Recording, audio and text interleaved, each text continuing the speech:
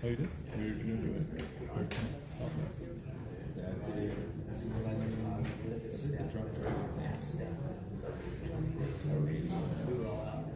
Did you simulated DUI crash? We did that. So I was going to put that on.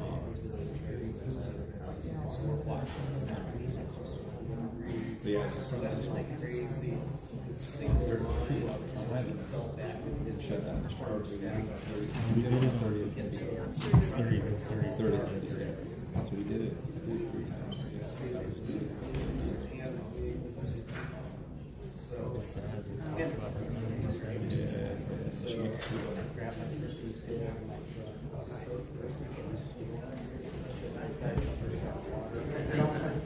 I don't have to be convinced not to do any drive.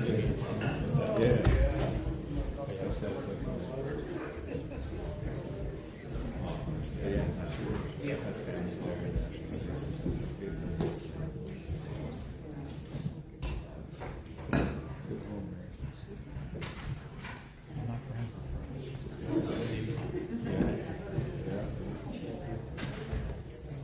Someone serious. I used to in the corner. Mr. Strong, how are you doing?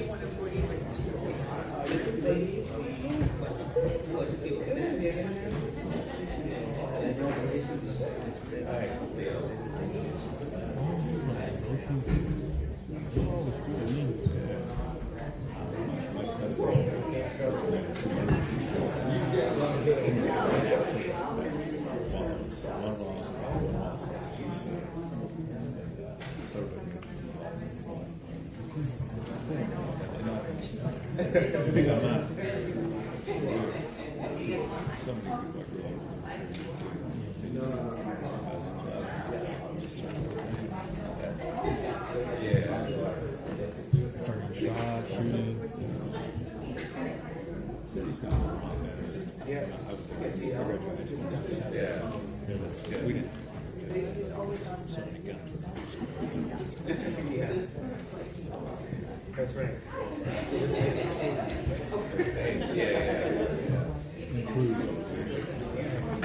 I realized Robbie's we didn't have any fights in school.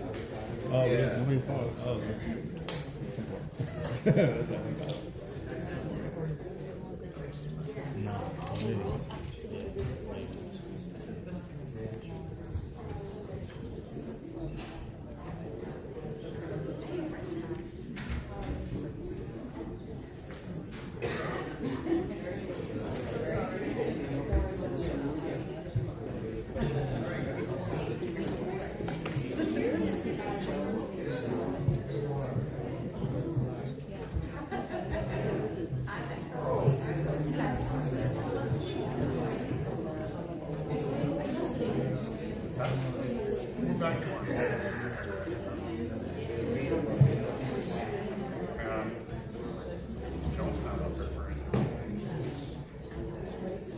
got my cop shop, my charcoal board, everything.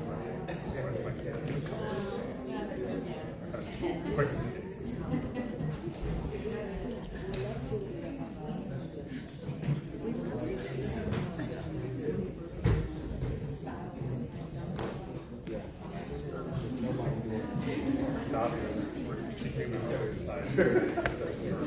Refrigerator stock with the leftovers from yesterday.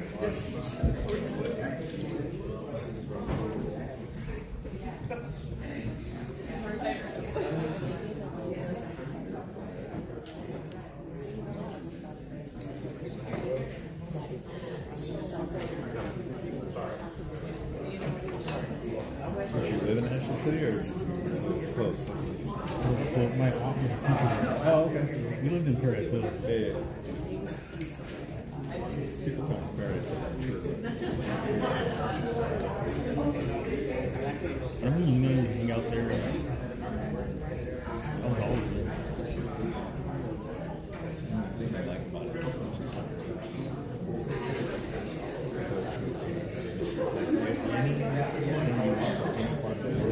the family that lives there has a restaurant there, food-wise, and some plaza, sweet-wise. That's what I'm saying. Got the best food. Okay. You got it. It's neat.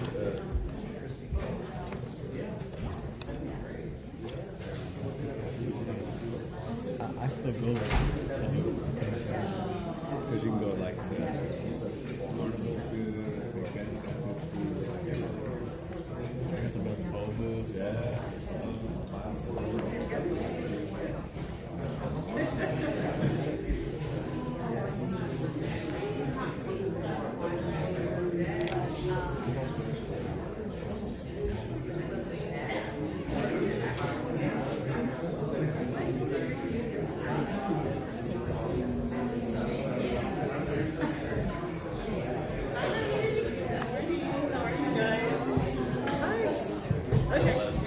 I actually recently applied to that. Yeah. Thank you, sir. Oh, you good? I passed the room, but I can't hear. I know. I'm so excited. Thank you. Keep going.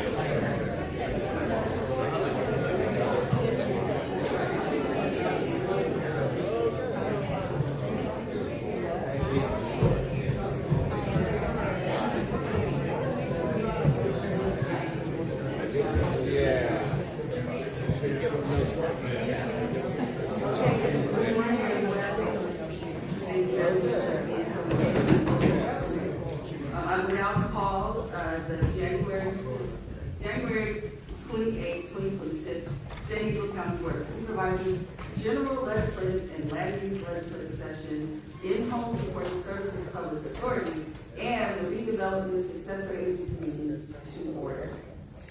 Andrew, please call the roll for today's session.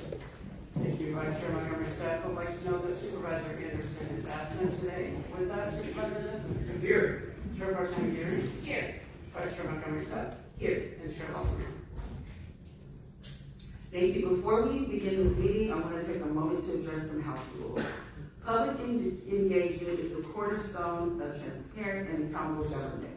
And these Board of Supervisors meetings are one of the primary venues where all city agents can make their voices heard. The county is committed to a work environment free from unlawful discrimination and harassment, including sexual, racial, religious, age, disability, or any other form of discrimination or harassment. Under the board's rules, speakers are not allowed to use loud, shouting, threatening, impertinent, slanderous, profane, or abusive language to any member of the board, staff, or the general public. Additionally, all remarks and questions must remain on topic during the duration of your speaking time and must be addressed to the board and not to county staff. Any speaker who engages in comments that break these rules will be issued a warning. After one warning, you will be asked to leave the chambers for the rest of the meeting. Finally, speakers threatening violence may be reported to law enforcement and removed from the meeting. This is a space for community engagement, deliberation, and progress, not for harassment, violence, and hate. We will now proceed with non-agenda public communication.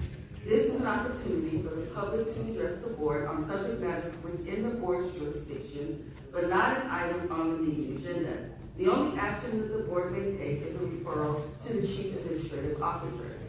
Under the board's rules, speakers can only speak once per meeting for non-agenda public communication, either at yesterday's session or today's session, but not both sessions. To better facilitate the meeting for non-agenda public comment, we will have 5 speakers in person, 5 speakers by phone. The rest of non-agenda public communication will be heard at the close of today's session. Additionally, in accordance with board rules, in order to ensure timely completion of today's agenda, for any discussion item with 10 or more speakers, individuals will have 1 minute to share their opinion at the chair's discretion. A reminder that according to Rule 4A, members of the public that are non-English speaking and need interpretation assistance will get twice the allotted time for their comments. And a final reminder, according to the board's rules of procedures, audience members shall not whistle, clap, stomp feet, or do anything that disrupts the proceedings. If you disrupt the meeting, you will be given 1 warning. After that 1 warning, if you disrupt the meeting again, you will be directed to leave the chamber for the remainder of the meeting. Andrew, please. Thank you, Vice Chair Montgomery. Staff, we have 17 requests to speak on matters not listed on the agenda, 7 in person and 10 requesting to speak by phone. For those that requested to speak by phone, please dial into the conference line using the instructions that were provided to you.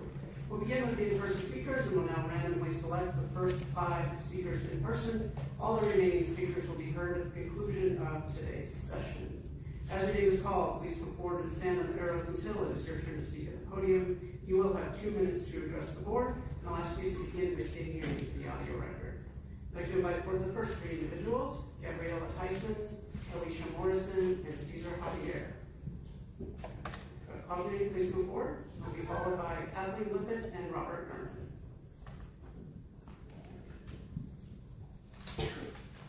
You're welcome to come forward in any order of calling.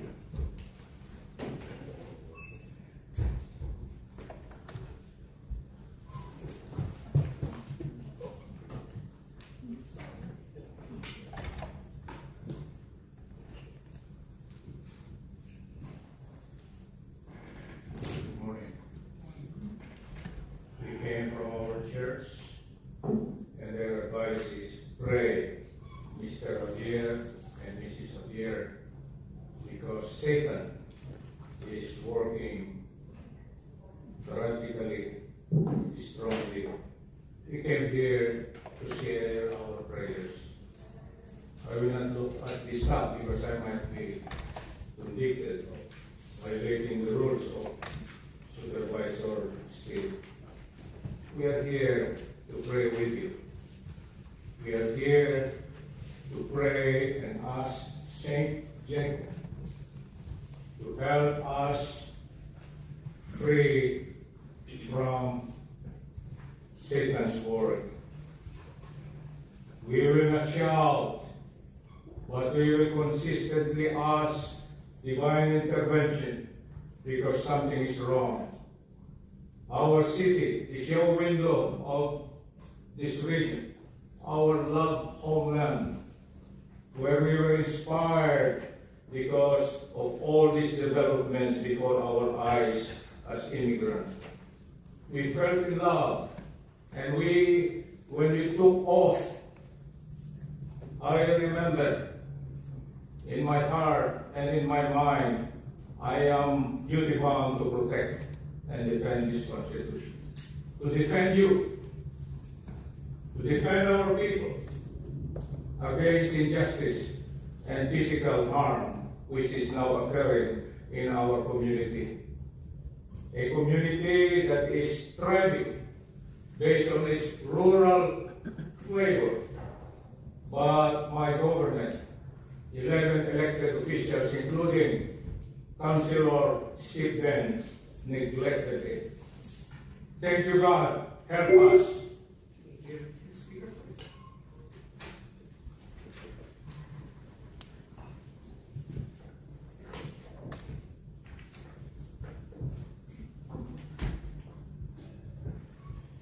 Is there a ICE deportation center? Please state your name. Robert Herman.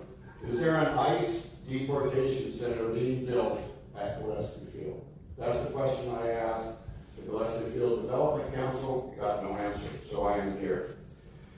As you can see, the international airport is number 4 in the nation for deportations. They are expanding, they will move that system somewhere. Second slide shows you why they will come to Gillespie Field. It is Mr. Trump and mega airport. That's a flag on the back of an airport truck at Gillespie Field.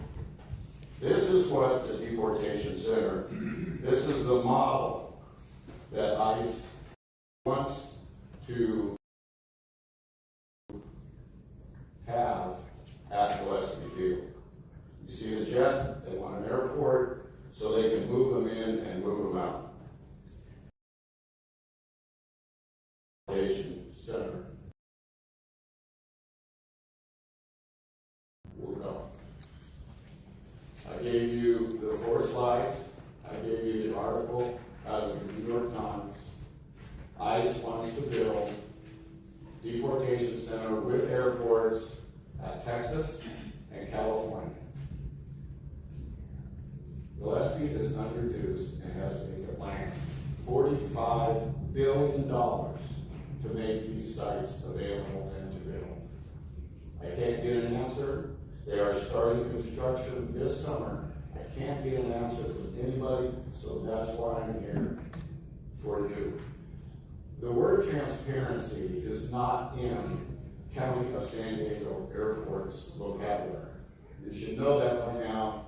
You've dealt with it enough just within the last 6 months. So I'm asking somebody to give the public, because we have a right to know, is an ICE deportation center coming to Gillespie Field? Thank you. Thank you. Next speaker, please. Gabrielle Tyson, Felicia Morrison, Kathleen Witt.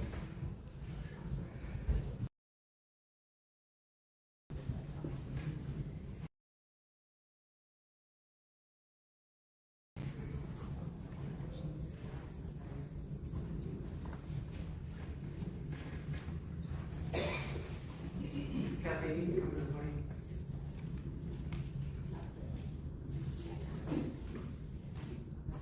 Good morning, Board of Supervisors. My name is Catherine Lynn. I have worked on behalf of city and county community residents for over 20 years, providing research, evidence-based research, to inform public policies that serve the people. Supervisor Anderson last week offered a reasonable, friendly amendment. It was a chance for the board majority to offer one single concession on behalf of unincorporated residents who have been effectively silenced on your cannabis social equity ordinance. Rural communities have been continually subjected to environmental and social justice, and this ordinance amounts to a $500 million, as it does not consider the costs or harms, but only a myopic capitulation to a predatory, for-profit addictive marijuana industry. Ethics and morals matter. And it matters that this board is setting a very bad example for our youth in providing increased access to dangerously high THC products. We need we need a groundwater ordinance. We don't have one. We need to tailor regulations so that small growers who live in communities have advantage over wealthy, out-of-area companies and cartels. But we don't have that.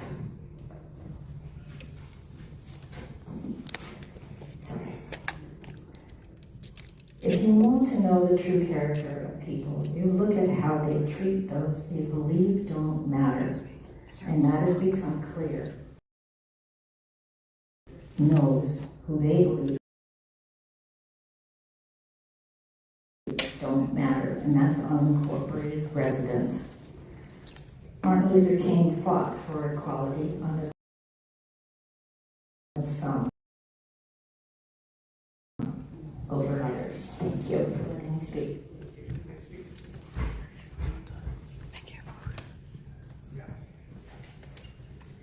Alicia Morrison. Is in the same household, they're trying to register to speak, and they go to click on it and it says you're already registered to speak. I'm not very tech savvy, so I just wish that there was something more user friendly to where two people who are using the same computer can register to speak. Thank you.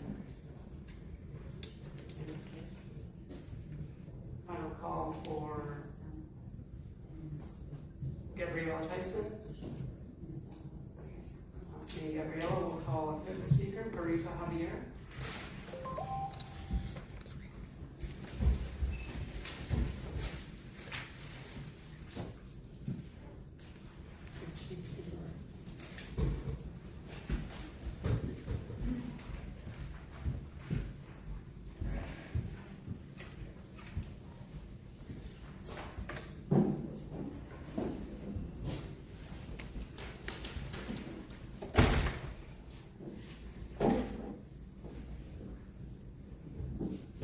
Start now and focus on to Supervisor Steve, please. Good morning, guys. I am Pumila here. Thank God we are still surviving. Seniors and victims of ceramics toxicity at the residential zone dedicated community since 1984. We are hurt physically, eventually, and even financially, since if only to read the voice, our health and safety problem. Emotionally, and even financially, since if only to reach and voice our health and safety problem. EPA federal advises that the issue is a local zoning problem, city jurisdiction. APA Sacramento or advise us to plant trees along common property line and place a huge ban on wind cone emission. City code us to air pollution control district only to Thank you. Thank you. We'll now hear from the individuals that requested to speak by phone. And in accordance with the board's rules, we'll hear from the first 5 callers. The remaining callers will be heard at the conclusion of today's session. My name recording that will show you to begin your comments. We will start with our first caller.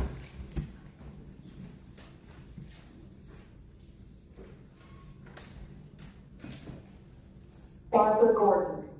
The recent decision by the Board of Supervisors to expand their marijuana footprint in the county raises numerous concerns that aren't being addressed by this board.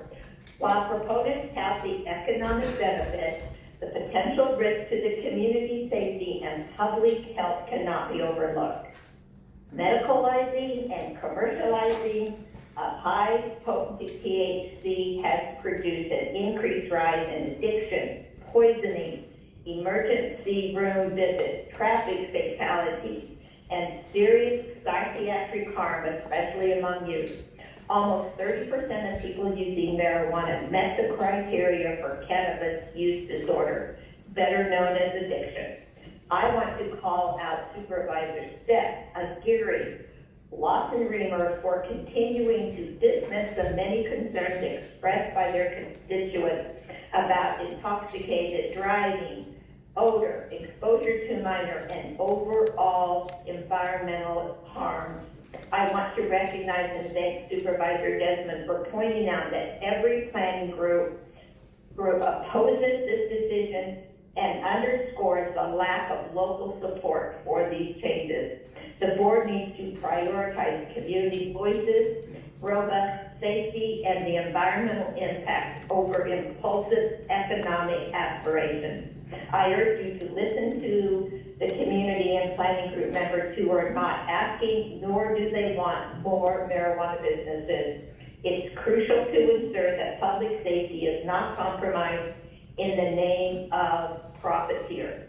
Thank you for letting me speak. Thank you. Here's the next caller.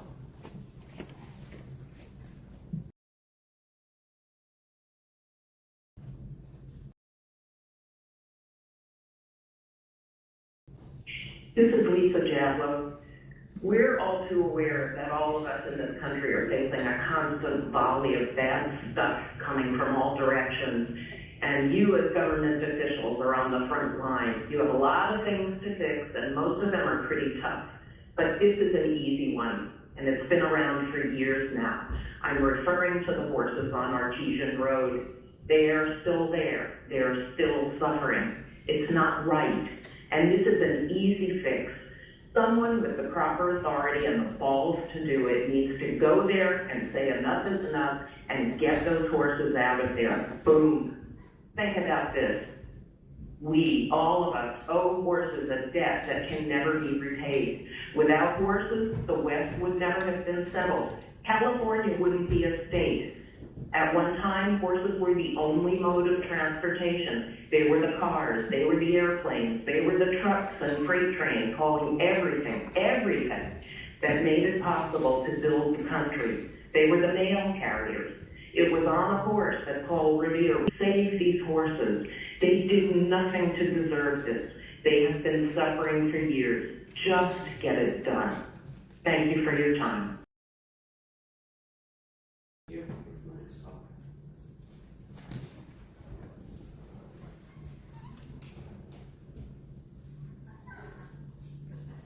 Annie, paper, Artesian horses. Yes, please go ahead. Hi, yes, I'm here, just like the person before me very eloquently said. These horses are the issue in addition to everything else that is going wrong. We have elected officials for a reason, and this reason is for us to trust that they would be our liaison, our spokesperson, our hero in situations where we need to. Without these horses, we would not have history. We would not have achieved anything at all. These horses in the Artesian Road have been suffering, suffocating to death in horror. We've been pleading, we've been begging, pleading, asking for years. how many more times, how many more years do we need to do this in order to be heard? We've approached Tara Lawson Reamer again and again, and again, we just get, as if we're talking to a wall. Nothing is happening. All the things we get is, oh, we send somebody to see everything is perfectly fine. You know what? A fine report is easy to get. Andrew, both Tara Lawson Reamer and Andrew Strong, if you are not willing to do your job, which is a proven thing, this is a part of your job. If it's given to us, we'd be happy to do it. Please, please, please resign so that someone could take these horses out of the horror that they are being emaciated and dying, suffering. We are in a time where any suffering is equal to every suffering. Remember what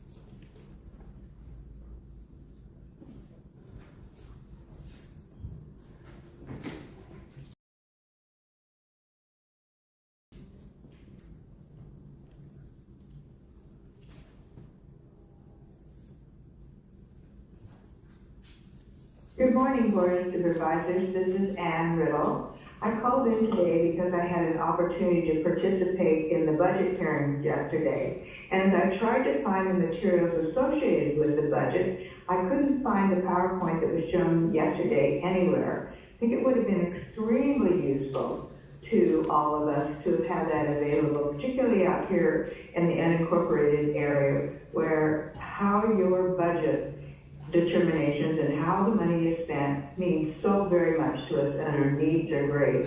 And I'd like to speak to those needs. 2 weeks ago at the Board of Supervisors meeting, the community voices of the unincorporated county planning group, 20 plus of them, called out that they did not want an increase in the marijuana businesses they already had in their backcountry, and they were ignored. There are 5 there now with rapid delivery and advertising, which is quite a lot for the amount of people that live in the unincorporated area.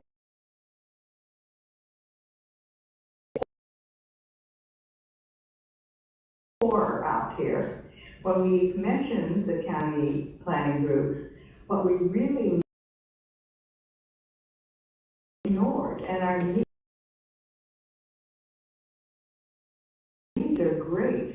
I appreciated all the ideas for the budget yesterday regarding assistance for our citizens. The county needs that too, out here in the unincorporated area. Why spend money on pot businesses when we could spend it on our citizens out here? The need is great. Let's reconsider what we're doing. We don't need to increase vaping and smoking anywhere, let alone in the backcountry. It's an unwise move, it's an unscientific move, and mostly it's an unkind move. Thank you. Thank you. It was not solid this morning.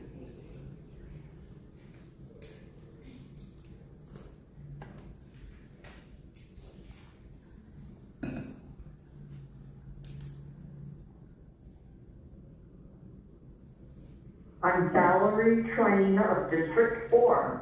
I'm a social justice advocate who's been busy speaking at meetings and doing demos and protests in order to fight our federal fascist regime. So I know how slammed county supervisors feel dealing with coercive federal budget cuts used against people of color and immigrants, along with attacks on free speech and freedom to learn. My heart hurts for people under fire, but my compassion doesn't end there. I deeply feel the pain of the horses on Deborah Barkley's ranch who are denied adequate shelter, food, and medical treatment. There are many problems this county may not be able to solve, but the emaciated artesian horses issue is an easy win for you. Fire the incompetents at the Department of Animal Services and install leaders who will act on cruelty complaints and remove abused animals to sanctuary. Thank you. Thank you, Chair Lester. That concludes the request for non-agenda public communication this morning. Again, all the remaining speakers will be heard at the conclusion of today's session. Thank you so much. The next item on our agenda is the approval of the minutes and statements of proceedings for January 13, 2026 and 14, 2026, and in-home support services public authority meeting of December 9, 2025. Is there a motion to approve the minutes? With a motion and a second, please vote.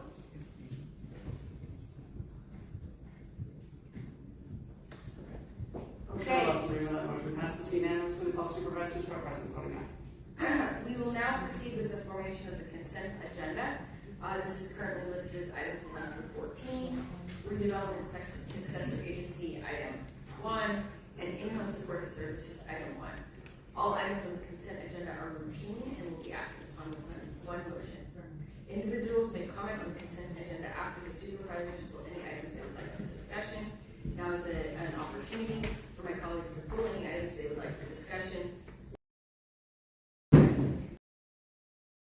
Consent agenda, or 15 items that they would like to add to the consent agenda for any procedural reasons. We will begin.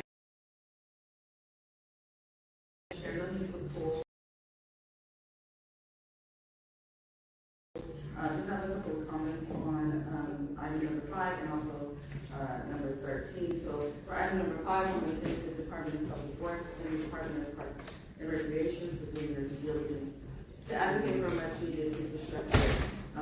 We know that the people are still suffering from these storm floods that happened on January 2nd, 2024, because the county made appropriate investments, much less suffering still in the county.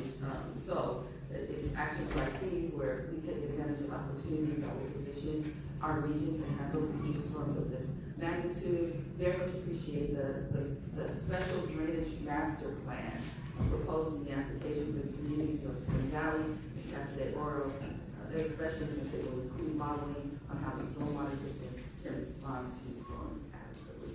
And then for 13, I want to thank Ms. Moss for volunteering to serve on the Resource Conservation District Board as the District 4 representative, and also Sarah Hillier for the CSA number 26 Rancho San Diego Local Park District Advisory Board.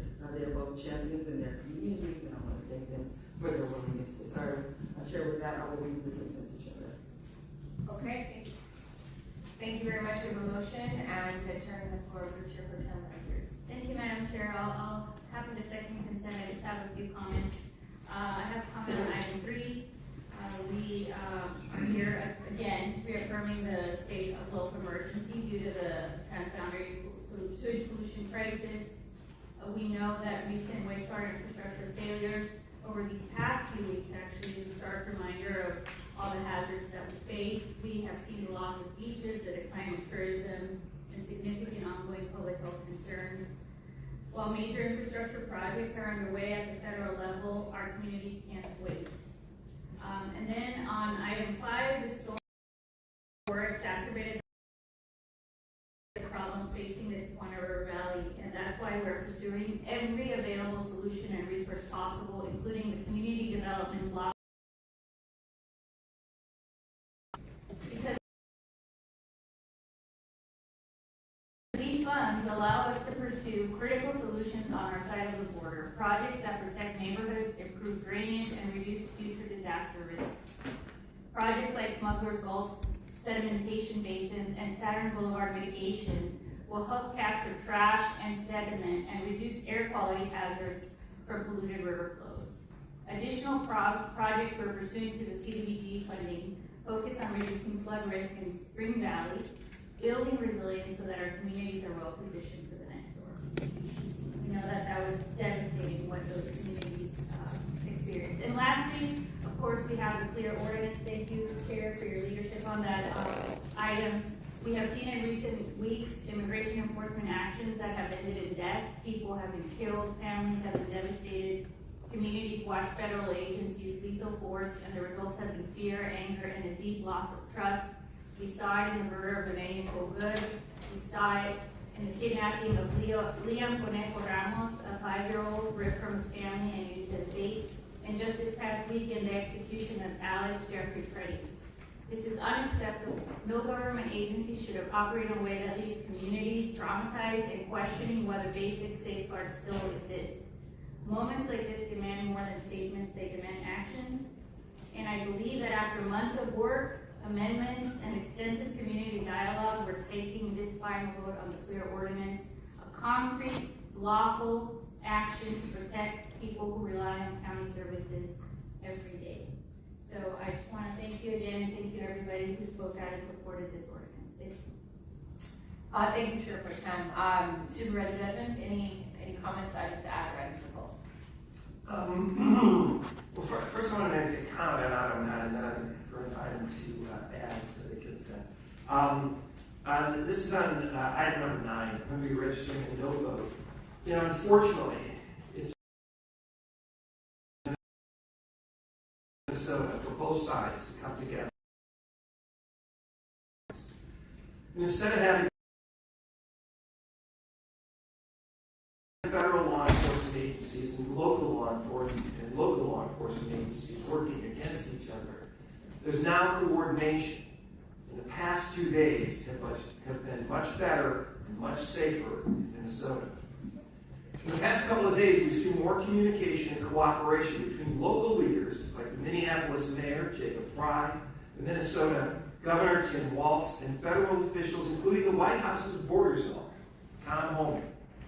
That shift toward talking, planning, and working together is the right approach and is already helping to ease tensions on the ground. These tragic moments should serve as a reminder. They should have never happened, but they serve as a reminder that public safety is best protected when all levels of government communicate clearly and coordinate effectively before crises happen, not after. That's how it should have been, and that's what Minnesotans and San Diegans deserve going forward. Law enforcement agencies working together. So I'm going to be registering a no vote at item 9. I feel this is divisive and restrictive and not collaborative, so I'll be registering a no vote. And now, Chair, item 18, I'd like to have this item 18 heard board, so I'd like to ask to move it to the consent calendar and that we continue it for a later date. Thank you very much. So just to clarify, point of order with Andrew, if we're gonna continue an item, we can do that through the consent agenda, correct? That's correct. Individuals that requested to speak on that item can do that as part of the comments. Okay, that's fine with me, but it's up to the maker of the motion. Continuation, and so anyone that speaks on it on consent will be speaking on continuation as opposed to the subject matter. And we will hear it all at a later date. Yes. Okay. Okay, great, that's fine. We have a motion and a second. Let me make a couple remarks of my own.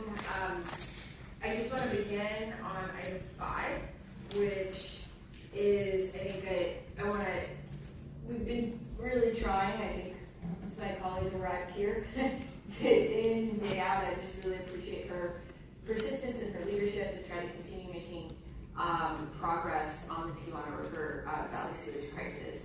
And this item, 95, seeks grant funding for 2 critical projects. So this is, it's a drumbeat. There's not a magic bullet, but we're doing everything we can to get money into our community, and particularly focused in this grant application on the culvert at Saturn Boulevard and the pollution catchment at Smuggler's Gulch. And I just would like to note that we in the county have been picking up the slack for cleaning up the Smuggler's Gulch catchment because other jurisdictions have not been doing their part. And so I think ultimately, if we're able to receive this grant funding, it will also be a taxpayer savings, I think, of about like $750,000 a year. So that would be really fantastic. I also want to uplift item 9. And I just,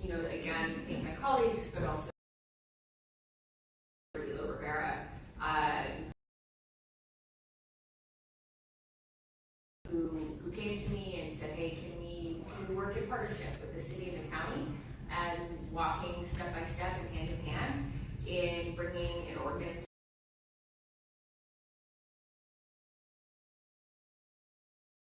want law enforcement to keep our community safe, but when families are afraid to go into a clinic or report a crime or walk into a county office, that makes everyone less safe and weakens public health, and it makes our entire community feel under threat. So the proposal here, the ordinance here, will ensure that federal agents have to present a judicial warrant to enter non-public areas, and visitors will see signage about their rights and ensure that these protections apply for county contractors and grantees as well.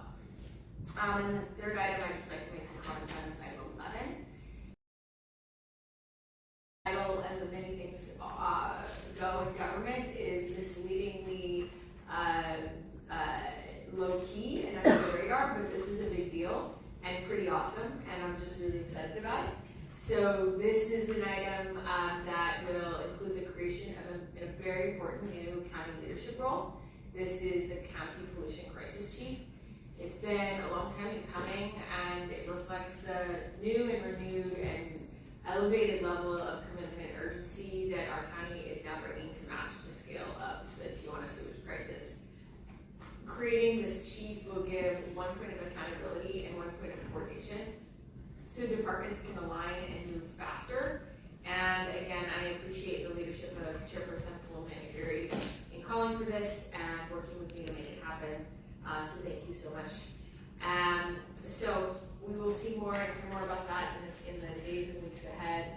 But just wanted to thank our county for moving this forward and our team, and celebrate that this is an important step, and looking forward to getting someone really amazing in that job. So thank you all very much. Seeing no further. I forget to talk about another item. Go ahead. Can I, on item 10, I'm sorry, I thought this was, didn't know it was on, or realized it was on consent. But this is the second reading for the DROP program for our public safety employees. I wasn't during the first reading, so I'm here at the second reading. So I think this was to explore a drop program came in 2023 for our sheriff's deputies. We have recruitment and retention problems, especially with our sheriff's deputies. So we have to do whatever we can to enhance our public safety, and I'm hopeful that this program will address at least the part of the retention issue for our law enforcement in the county. I think this is a great start, and we have to continue to invest in law enforcement. Our law enforcement officers put their lives on the line for us every single day. They're here protecting us right now. They're constantly being harassed and attacked, and yet they still show up and do their jobs day in and day out. The least we can do is properly invest in public safety in this DROP program, which hopefully will keep law enforcement officers on the job for a longer period of time. I'm happy to support this today, and thanks again to the staff and to the Sheriff's Association. Thank you. Okay, thank you very much. So we will now turn to public comment. Thank you, Chair Lester. Before we hear from individuals that requested to speak on items on the consent agenda, I would like to make a note for the record regarding item 1 of the In-Home Support Services Public Authority. That item seeks approval of a revised employment agreement for the Executive Director pursuant to Government Code Section 54953. Prior to taking final action, the legislative body shall orally report a summary of the recommendation for final action on the salaries, salary schedules, or compensation payment in the form of fringe benefits of both agency executives. The proposed terms of the employment agreement include a bi-weekly base salary of $6,943.20. There are no other changes to the existing fringe benefits and paid leaves applicable to the Executive Director. We have 26 13 in person and 13 requesting to speak by phone. As a reminder, item 18 has been moved to the consent agenda with the recommendation that it be considered at a future board meeting. Individuals that requested to speak on item consent agenda can speak to the continuance of that item. Any individuals that requested to speak on the items in the consent agenda, again, including the items on the In-Home Support Services Public Authority, the Redevelopment Successor Agency, and items 1 through 14 and item 18, Please dial into the conference line using the instructions that are provided to you. We'll begin with the in-person speakers. As your name is called, please come forward and stand on the arrows until it is your turn to speak at the podium. You will have 2 minutes to address the board, and I'll ask you to begin by stating your name for the audio record. Also, when speaking, please identify which items or item on the consent agenda you are speaking about. I'll be calling you in groups of 3, so I'll ask you to please listen for your name. I'd like to invite forward the first 3 individuals: Kathleen Lippett, Lori Lipsman, and Warren Lang. Call your name, please come forward.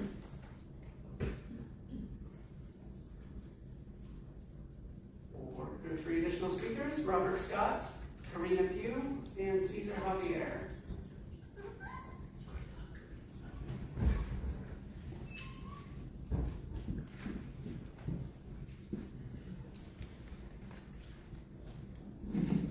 Good morning, Supervisors. My name is Karina Pugh. My pronouns are she, her, and I'm speaking in support of the CLEAR ordinance on behalf of the San Diego LGBT Community Center.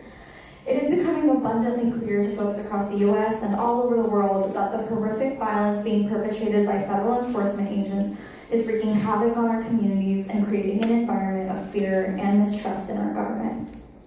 Entire communities and neighborhoods of immigrants, of LGBTQ+ folks, of people of color are coming together to support each other and protect each other in ways that our government is failing to do.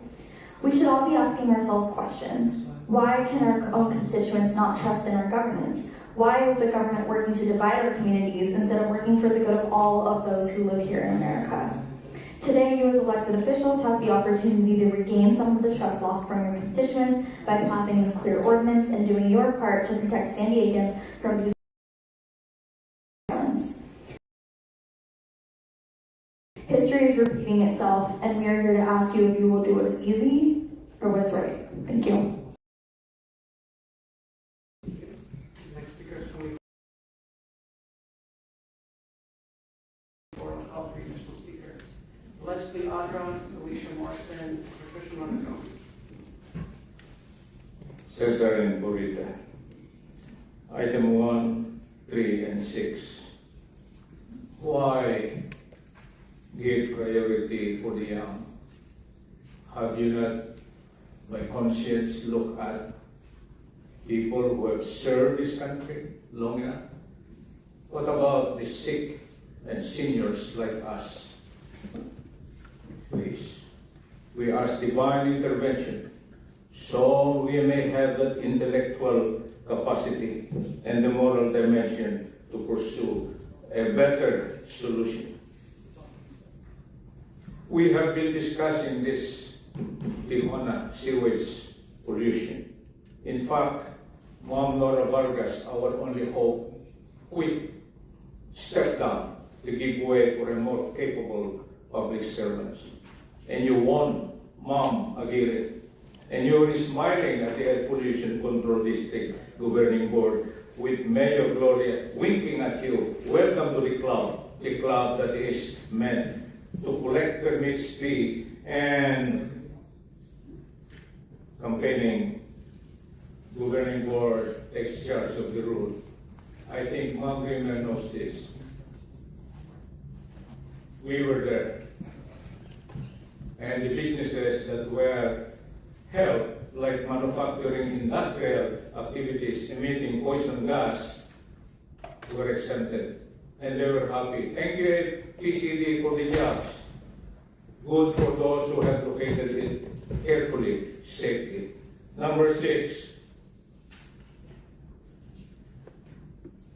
Why prioritize on birds? Why don't you prioritize on Burita and Cesar and the victims of toxicity, victims of criminality, victims of abuse? Thank you. Next speaker. God intervene. Please come forward.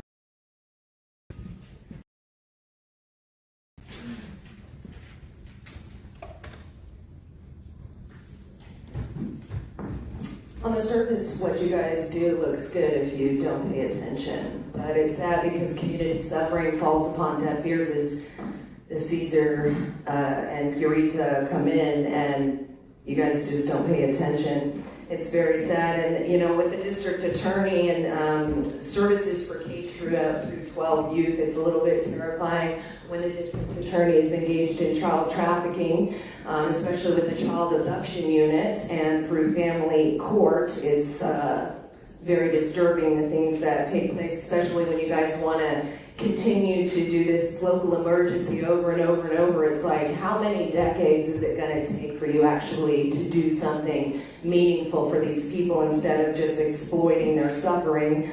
And with the bird project, it's like you guys make these, habitats or whatever, and they turn into landfills, and you can't even take care of the horses on Artesian Road. It's like, I don't know how many times people need to tell you about stuff that's going on while you just fail to mitigate those things. And with this ICE item, it's interesting because you guys incentivized all these people to come. You spent our money to do it. You hit it very well, so people didn't really get to see it. But when you come upon 50 military-aged men that are behind a fence and being hidden from the people, that's terrifying. Especially when a man goes into a child's room who's 5 because he came across the border illegally, and you guys don't care about that. You care about a 5-year-old who's been detained, but you're hypocrites. You guys detain children, you kidnap them every day through Health and Human Services and your child and family well-being with Elizabeth. And it's like, and then you sit here and act like that matters? Well, why don't you care about all the kids that are suffering and begging to go home, that you guys are holding for ransom, for a ransom that will never be met? So until you can actually do stuff that helps people, you need to quit spending our money.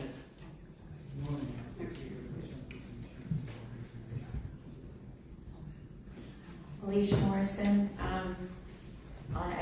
I'll go ahead and continue to speak on item 18 when it comes back. Thank you.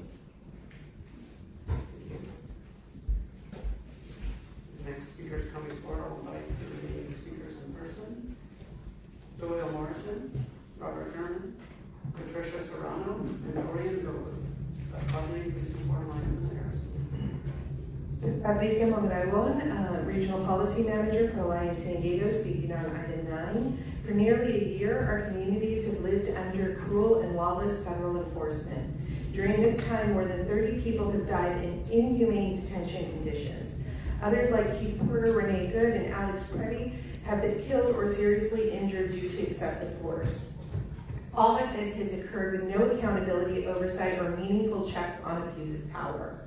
Last week, in an article titled "Records Show San Diego Sheriff Repeatedly Ignored County's Restrictions on ICE Assistance," iNews source reported that the Sheriff's Office violated county policy at least 10 times in 2025 by transferring people into ICE custody without a judicial warrant. According to California DOJ's official bulletin, law enforcement is required to comply with local policies that are more restrictive than the Values Act. The sheriff's actions directly violate that guidance. Sheriff Martinez is violating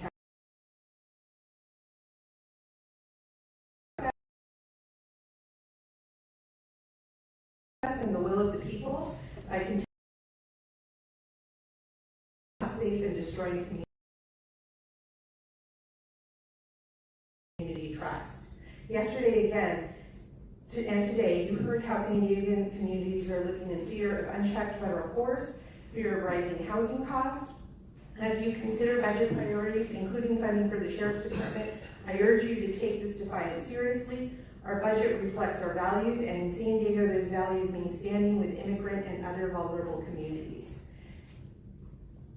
Thank you to the supervisors who are voting yes on the CLEAR ordinance and standing with rights, humanity, and the rule of law. Things are not improving in Minneapolis. 2 armed agents attempted to enter the Ecuadorian consulate just yesterday to chase down migrants. So no, things are not improving and we need these protections. Thank you for those voting yes. Thank you. Good morning. My name is Doyle Morrison, and I was here to speak on item 18. Before I continue, I just wanted to say the Sheriff's Department did a wonderful job in security of the building when it came today, and I'm sure they can continue to do so. I do my time until that item 18 comes back.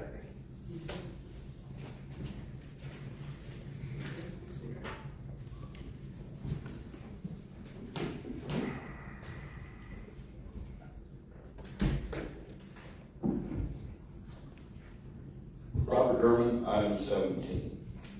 This no vote should be a sign of protest against ICE. The renovation of Crosswind 35 is because Gillespie is shortening the runway. The FAA does not want to fund crosswind runways, especially when the airport has 2 other runways. Shortening the only instrument approach runway. This was critical in this jet crash. He tried to approach 35 in bad weather. A lot of the pilots don't want to use 35 because it's already short. It is very hard on equipment. And if you miss the approach, you're into Joel Anderson's office and Bradley Street. There's something going on at Gillespie, and there is no, like I said before, there is no transparency in their vocabulary. Shortening a runway is not the answer here. The critical aircraft, and I'm sure Supervisor Jensen knows what critical aircraft is. That's the aircraft that is normally used and the biggest at an airport. Demands a moderate to long runway. And remember, 35 is the only instrument approach for Gillespie. The other 2 runways are too close to Rattlesnake Mountain. And Supervisor Desmond is shaking his head. I'd be more than happy to discuss this with you or get your input. Please read the handouts. Please vote no on federal grant money for Gillespie as a show of support for the people of Minneapolis. No ICE at Gillespie. No status quo with the feds. We have to send a message. Thank you.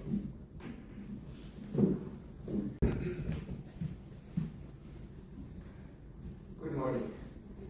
I'm not here to talk about Minneapolis. I'm here to talk about another sanctuary city called El Cajon out of control. And as I will mention immediately, they are supported by high-ranking police officers in the sheriff's department. Can you please state your name? My name is Dorian Cole. I live in El Cajon. These people that move next door are harassing my family with releases of oil and gas to get us out of their house because we complain about there might be loud parties that are supported by their partners. One of them is Lieutenant Lacoris in the communication center. This guy even called me and threatened me not to call the sheriff because he will arrest. And in July, he sent somebody to my house. When I complained again about switch stuff coming from these partners, and he arrested me. Of course, the wife of Elvia. She's a medical doctor from the Navy, by the way. No respect whatsoever. But they have to support these drug dealers because they need the money from these drug dealers. It is unbelievable what this Lieutenant Lacoris is doing. Not only that he falsely arrested me, he made a case, frivolous case with the district attorney to actually try to incarcerate me after that for nothing. We do nothing wrong. I was software engineer, my wife is medical doctor, my son is doing his master's in finance. It's unbearable. Every day we smell switch, skunk, pepper spray, and any other stuff. Please help me. It's serious. Please help me. Thank you.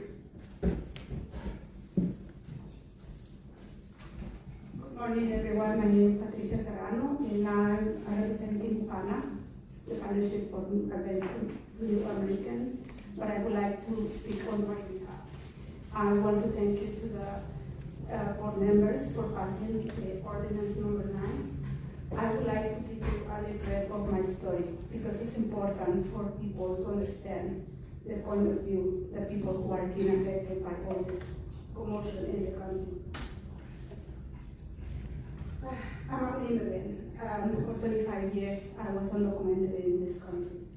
And not because I don't want to fix my status, but because the system is broken and don't give any opportunities for people like me to be legalized in this country. During those days, I worked at jobs to support my family. Now I'm an American citizen. I'm proudly American citizen, and I'm still afraid. I'm still afraid to go out and just be profiled by my color. Communities injuring. It's unbearable. I have a son. When he entered to law school, he wrote something about that he feels for 17 years, not knowing if his parents will come back. On a call for Kathleen Lippett, Lori Lipsman, Warren Lang, and Robert Scott. Not seeing those individuals in the chamber, we'll now hear from those that requested to speak by phone. Again, when it is your turn to speak, you'll be unmuted and you'll hear a recording that will tell you to begin your comments. We'll start with our first caller.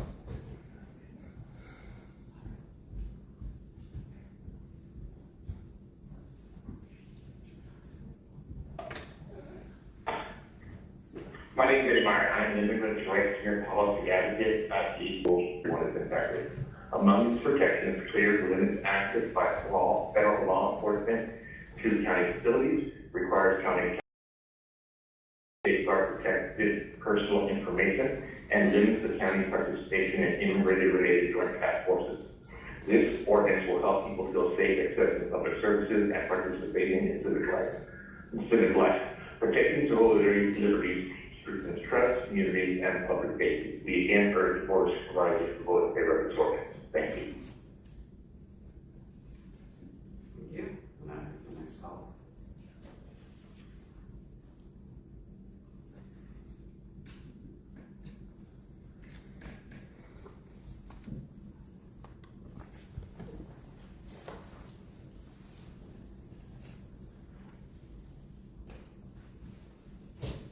Next caller is Peggy Walker, the Vice President.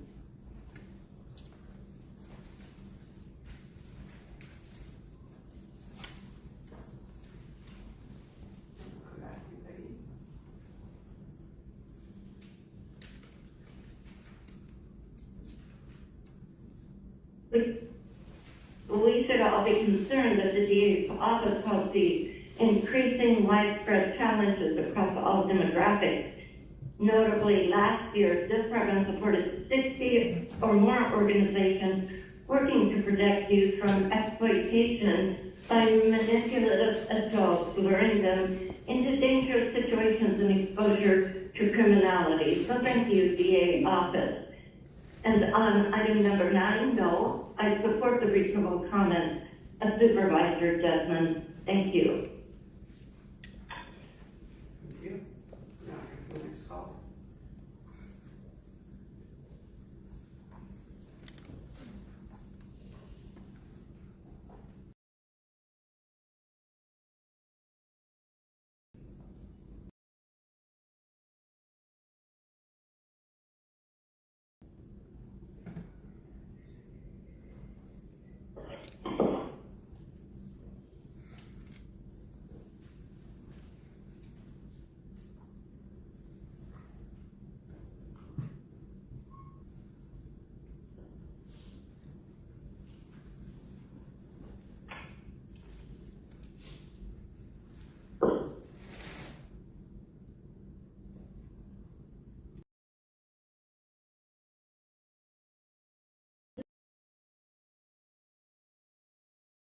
Protecting the civil liberties of all people and planning efforts of my community. I'm urging you to vote yes on the clear ordinance.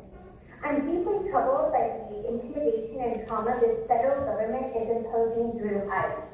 I strongly support the Civil Liberties Enforcement and Accountability Rules ordinance because it increases local protections from San Diego families and sends a clear message to all San Diegans. You deserve to feel safe in your county, and your county is fighting to protect you. I think it is deep that the federal government has been working and kidnapping people in San Diego County for a year, and it is only now that it is up for discussion by County Board of Supervisors. Just this week, somebody was taken in Escondido, District 5. It's deeply painful, and I urge you to vote yes on the clear ordinance.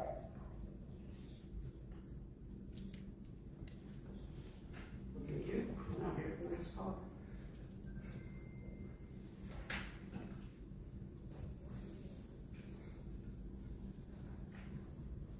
Good morning, Board of Supervisors. This is Ann Little. I called in this morning to express my support for your work on item 13, item 3, excuse me, in the later agenda, regarding our concern about the emergency situation going on regarding pollution, which is definitely an environmental crisis. I received some information that had applicability to this issue from the U.S. Environmental Protection Agency, and it pointed out that the particulate matter that is probably creating this environmental pollution for people who have to breathe it is very small, and the size of particulate matter matters. For example, probably this particulate matter is affecting the smell, whereas smoke and vapor is even smaller at 2.5 microns. And this matters because when it is breathed in, it goes deep into the lung tissue. Imagine, it is really a problem for their health. And when these very small particulate matters like pollen and mold, and perhaps even smaller ones, smoke and vape, are inhaled, they can cause immediate effects to health, not the least of which is cardiovascular, like heart attacks and strokes. So it's no small issue that we're talking about. And we know that this type of small particulate matter NCC and not whatever's trending on your phone this week to be paying attention to. Start paying attention to what happens here. And what we're witnessing right now is manufactured selective outrage. And I'll say that over and over. That's like the word of the week, I swear to God. People only show up when they're told to.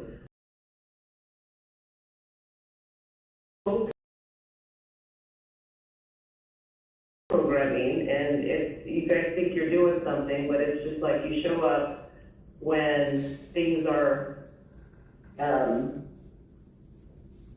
on the news, social media. And so the real problem isn't the disagreement, it's the herd mentality. And people are being led, emotionally hijacked, and manipulated into reacting on command while completely ignoring the places where they could actually make a difference, like here locally. And so a fraction of the people who are protesting on federal issues would actually pay attention to what happens are made quietly right here without resistance. And that's how they do it. And the system is broken. Yeah, it is broken. The country that these people are, fleeing, their system, of coming here, let's, fix where you're coming from. You know what I'm saying? Like, if people want to complain,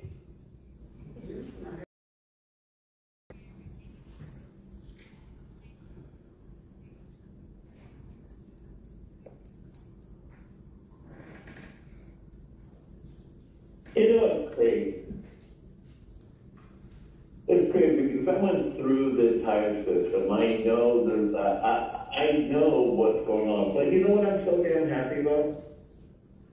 That we decided to get a new lawyer for the county that specifically knows the NVRA regulations that deny anyone access to look up shit. Here's the reality. Anyone could commit fraud using the vote-by-mail system because they're so busy covering up their own buddies. You get covered, protected too. No one can go ahead and look into voter fraud without even knowing exactly where it is, according to the VRA. I mean, it doesn't quite necessarily work that way, but they're the ones. Please pause. Please clarify what item on consent you're speaking to? Basically, all of them because you're elected, right? And the NGOs control all the levers. obviously. You can go ahead and take a look at anything. You understand the problem. You and I talked about it. I have it on camera. So I don't understand why you're playing stupid. You understand that the NGOs, you mail out a bunch of ballots to, let's say, homeless facilities. They can go ahead and swap out the ballots independently, but just give to them, right? Sir, you're off topic. I've now listened very carefully. Your remarks are not relevant to any particular item on consent. It needs to be relevant to the topic proposed that's in front of the board. So you can go ahead and speak if you have an item on consent. If not, then you will forfeit your time.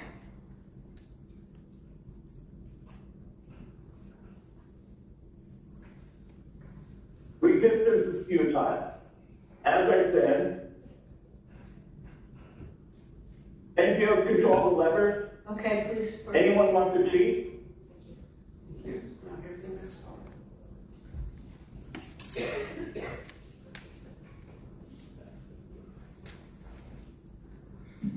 Although taxi ordinances look good, but since we're facing an invasion of limo driverless taxis, the Section 209G definition of driver needs to be explicit that the operator should be in person, a computer program, or remote.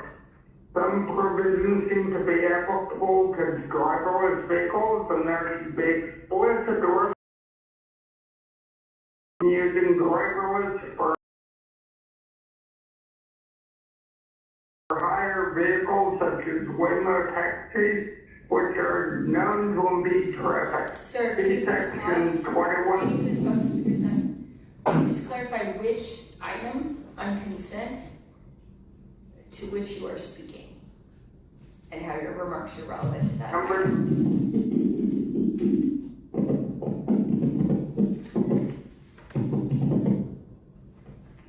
I'll just say, see Section 21.904, let's change those times and make this better.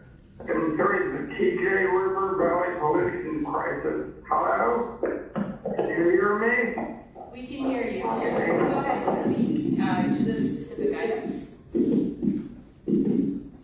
Number 3, the TJ River Valley pollution crisis is spreading countywide, but your response has been mostly to seek external money or resources, which takes months or years. We need local action which be quicker. It's affecting people's daily lives.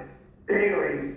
People are getting sicker. You mentioned local efforts in the last paragraph. We need action now, not in the future, not when Congress or the state can find the money to act. I previously mentioned several possible solutions, the main one being to find out focus and exactly where the pollution is coming from. Look them up. But I cannot support the continuation of what is essentially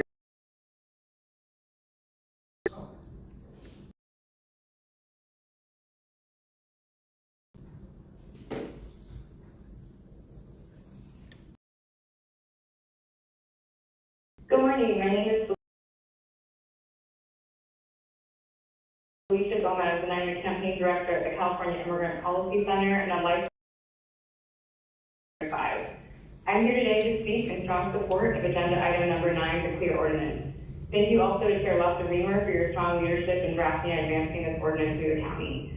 All San Diegans, regardless of immigration status or any other protected personal activity or characteristics, deserve transparency from our government and to feel safe in our county. Detention and deportation harms all San Diegans. When any member of our community does not feel safe to leave their home for fear of potentially being detained or deported, it has harmful impacts on the entire community. It results in children missing school, people canceling their health appointments, less support for local business, and decreased use of public spaces and programs that are meant to provide support to our communities. As a whole, detention and deportation makes our communities less healthy. The Clear Ordinance will provide and equip San Diego County residents with vital safeguards from immigration enforcement operations to ensure we can all thrive, and it is an important step in building trust with everyone who calls this county home. Most importantly, it requires strong reporting mechanisms and data collection to ensure public transparency. The moment is now for county leadership to act and ensure that you are doing everything with your local jurisdictional power to ensure the county is not supporting or contributing to immigration enforcement. Passing this ordinance will be an important step in defending San Diego County residents and maintaining family and community unity. I urge you to vote yes on this important local ordinance. Thank you. Thank you. Now hear from the final caller.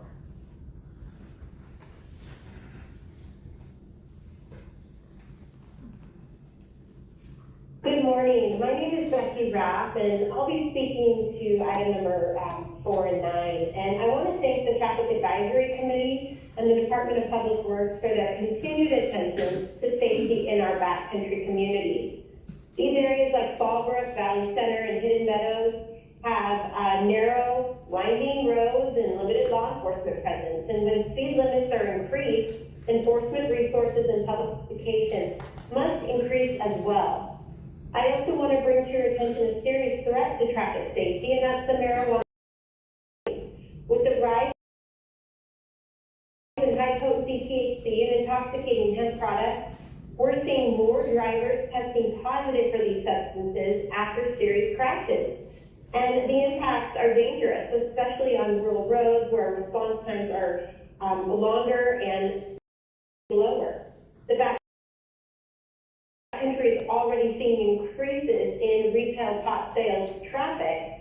And as you move forward with the traffic advisory recommendations, I urge the county to integrate impaired driving prevention, including marijuana education and enforcement, into the TAC and local roadway safety plans. Speed management and impairment prevention go hand in hand. Protecting our rural communities requires an approach that includes data, enforcement, and education to keep all roads safe. Please consider impaired driving prevention. Thank you.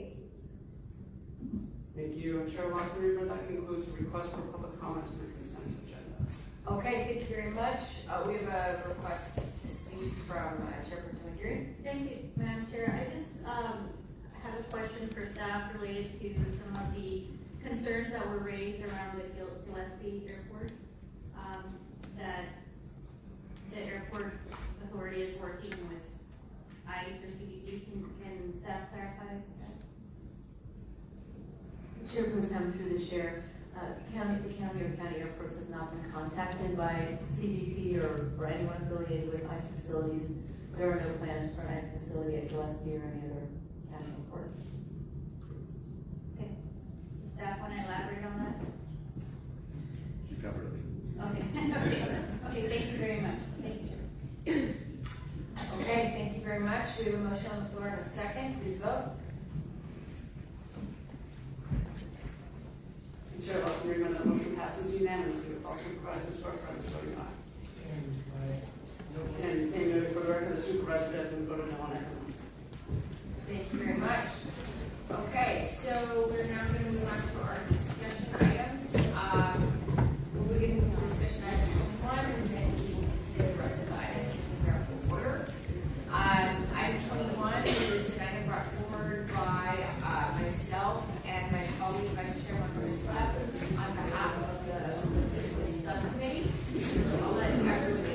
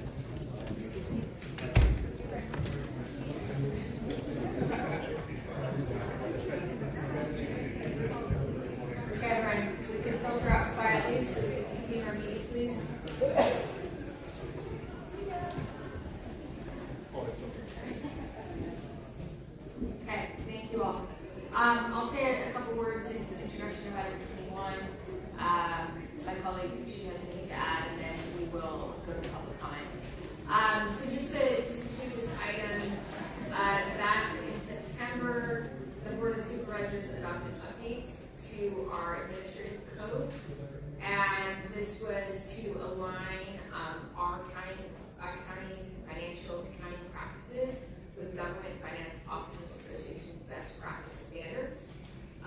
The impact of those realignment of those changes was to ended up essentially identifying unlocked reserves, which were funds that were significantly in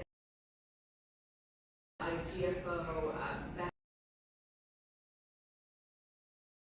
practice recommendations regarding reserves.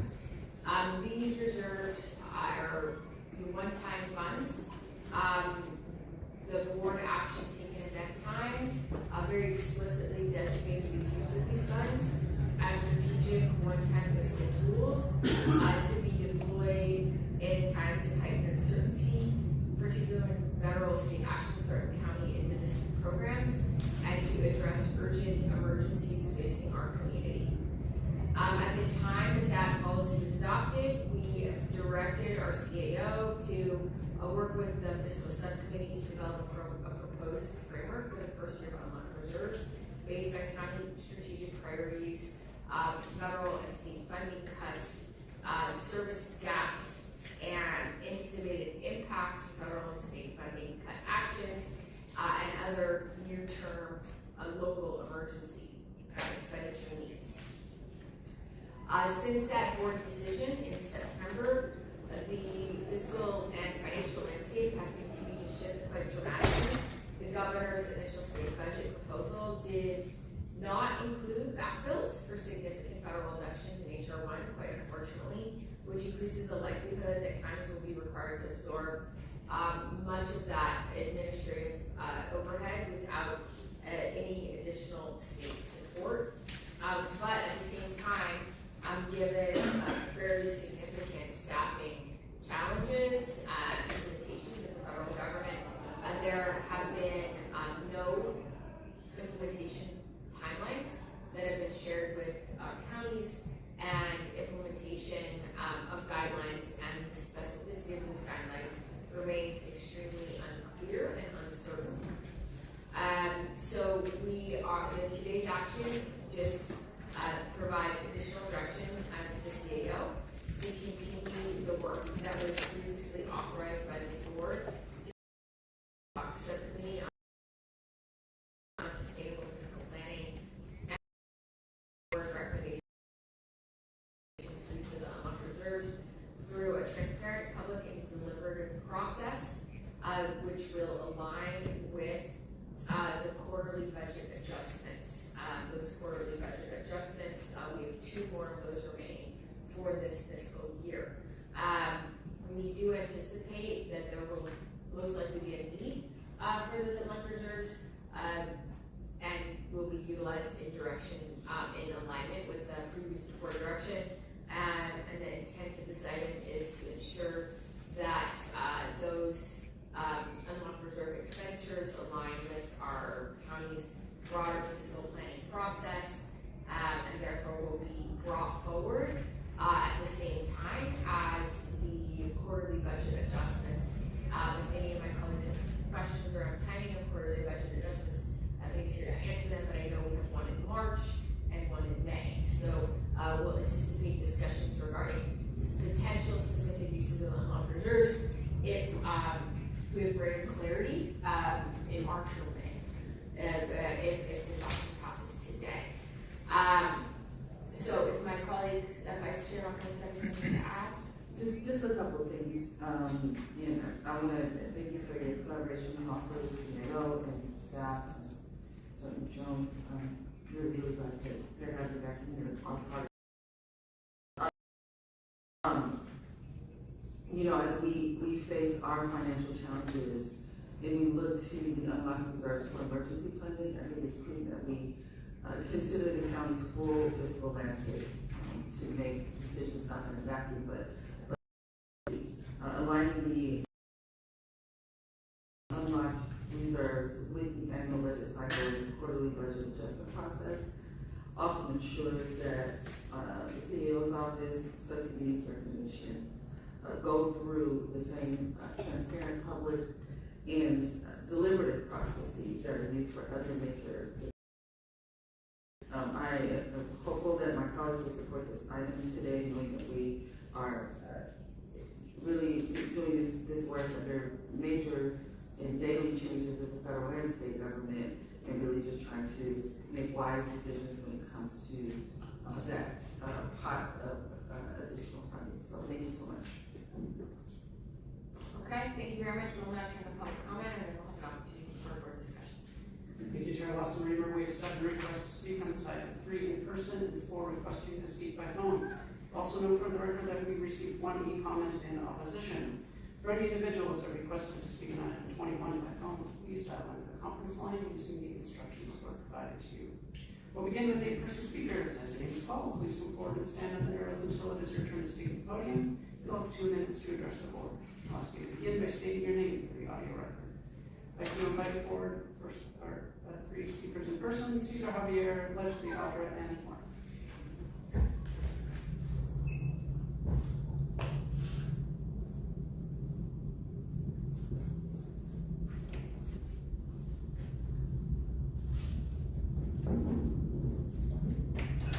Cesar, thank you, county leadership.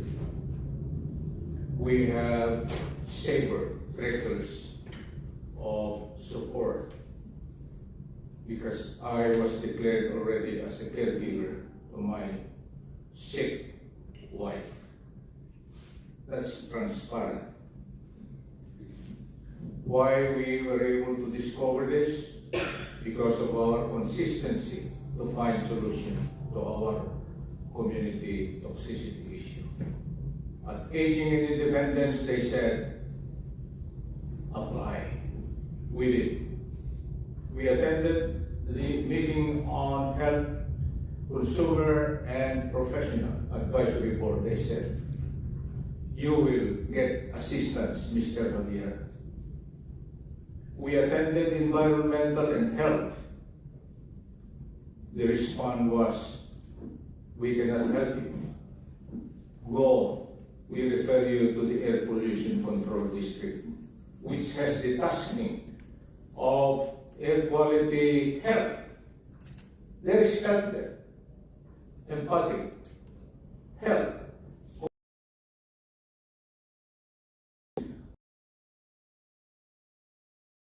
Climate change. APCD was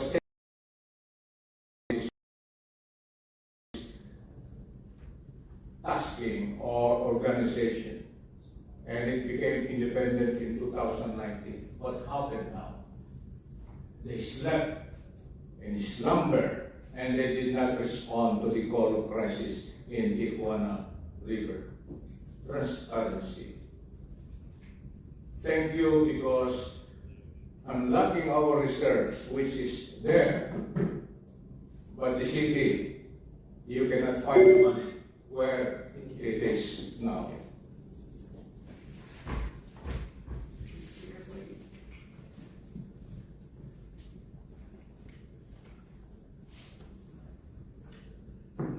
Make wise decisions for that pot of money. You guys don't make any wise decisions for the money that you spend, and we can see because the world around us is suffering immensely at the cost, at the hands of you guys.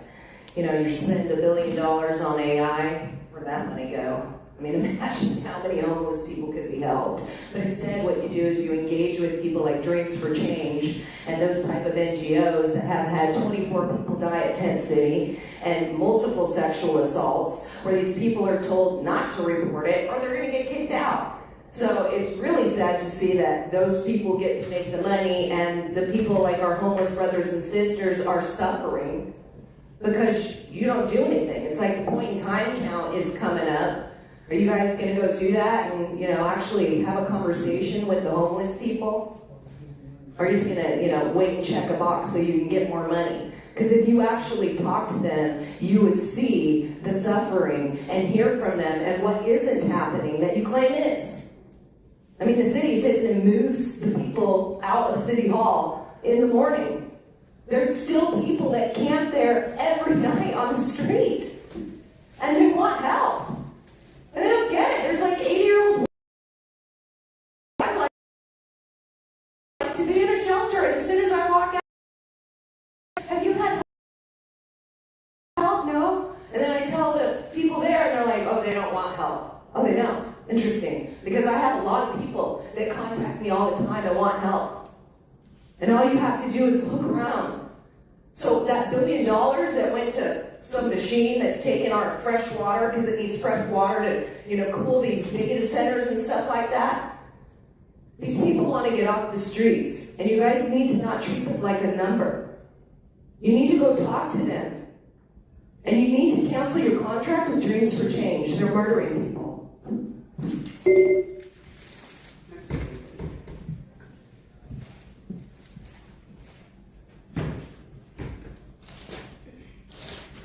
Mark, first of all, none of this would be happening, Tara, if since 1921 you've been in office and you voted repeatedly and just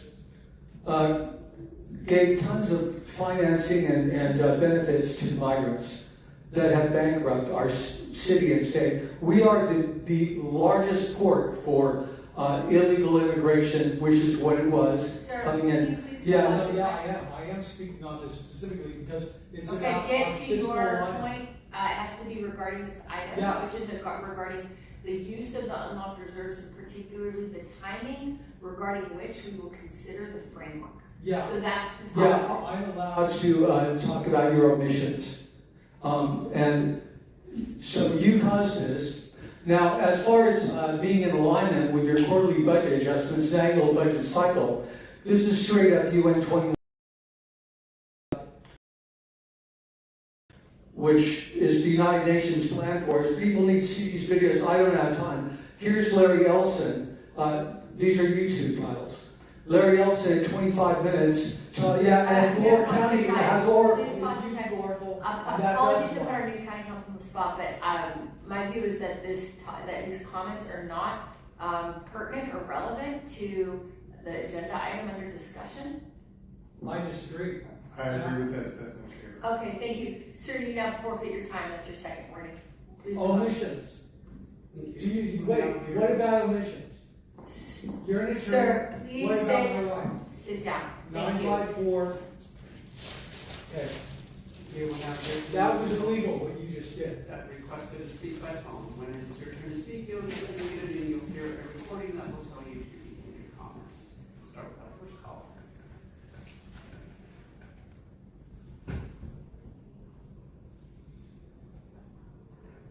Gambler here.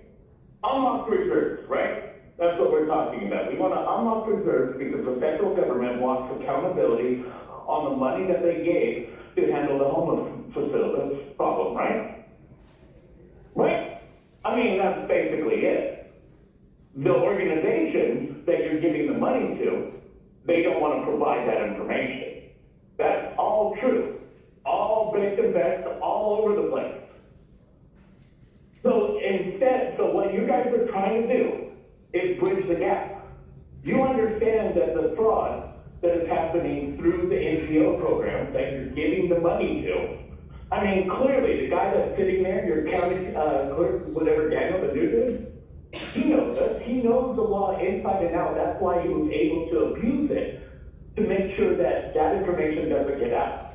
Well, it's okay. It's fully fine because he has the frame thing. So if he targets, there's two ways to go to fix it. The county can, or he can go ahead and do, but right at the right time. And if he does it right at the right time, he gets that in from the county. He gets it from the NGOs as he's busting them, which will lock up our election because there'll be thousands of ballots put into investigation.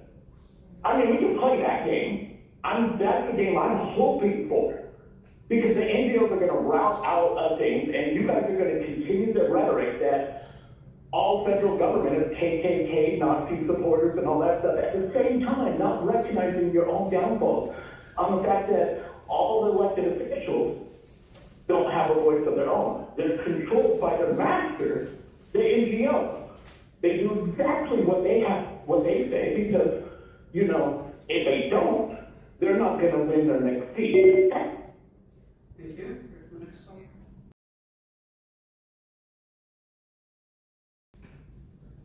As Audra highlighted, it was allowed to highlight, the whole unlocked reserves thing is a scam. What I mean is that it allows the use of reserve funds in an uncoordinated fashion without considering the impact that might have on the total financial picture. Of course, there are all of the sorts of conditions when this can and can't be used, but in effect that means the money you need for police, fire, or other emergencies, or for fixing the roads, or even for adequate county operations, might not be there as it has in the past. Look at the city to use this.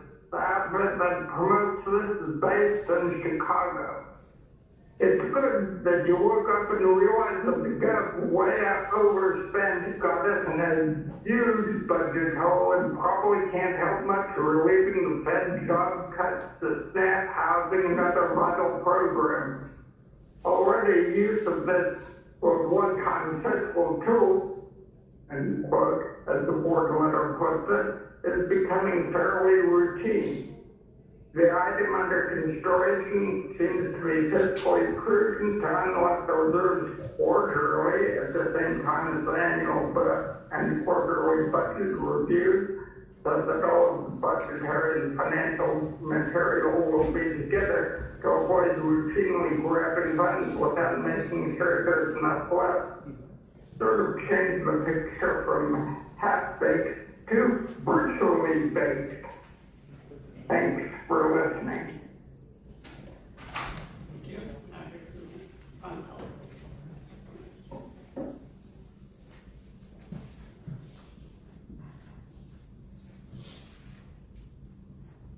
Okay, so the item 21, okay, unlocked reserves, flexible, responsible, blah, blah, blah, okay. Let's see. Care for police and fire, infrastructure failures and real emergencies, basic county operations. And yet, once you normalize tapping them throughout the year, as Paul mentioned, there's no guarantee the money will still be there when it actually matters. But you don't care. Okay, so this has already happened elsewhere, and very organizations promoting this model are based out of Chicago, and cities that adopted it are now routinely using what was once described as a one-time fiscal tool. That's terrible. When one time becomes routine, that's not, yeah, that's retarded. Okay, well, let's start half of this. Yeah, just don't normalize. Thank you. And Chair Wasserman, that concludes public comment. Okay, thank you all very much. I'd like to make a motion for item 21. We have a motion for myself, a second from the Vice Chair. Chair Pro Tem Aguirre. Thank you, Madam Chair. I just have some comments. First, I want to start by thanking the Chair and Vice Chair for your work leading the Dead Hawk. It's important work. I think that there is no doubt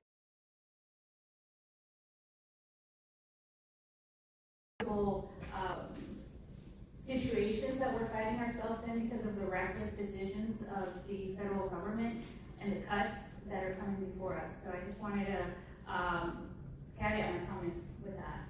And then, even though this wasn't the process that we had laid out last fall, I will support the item, but I just wanted to make sure that I mentioned a few things.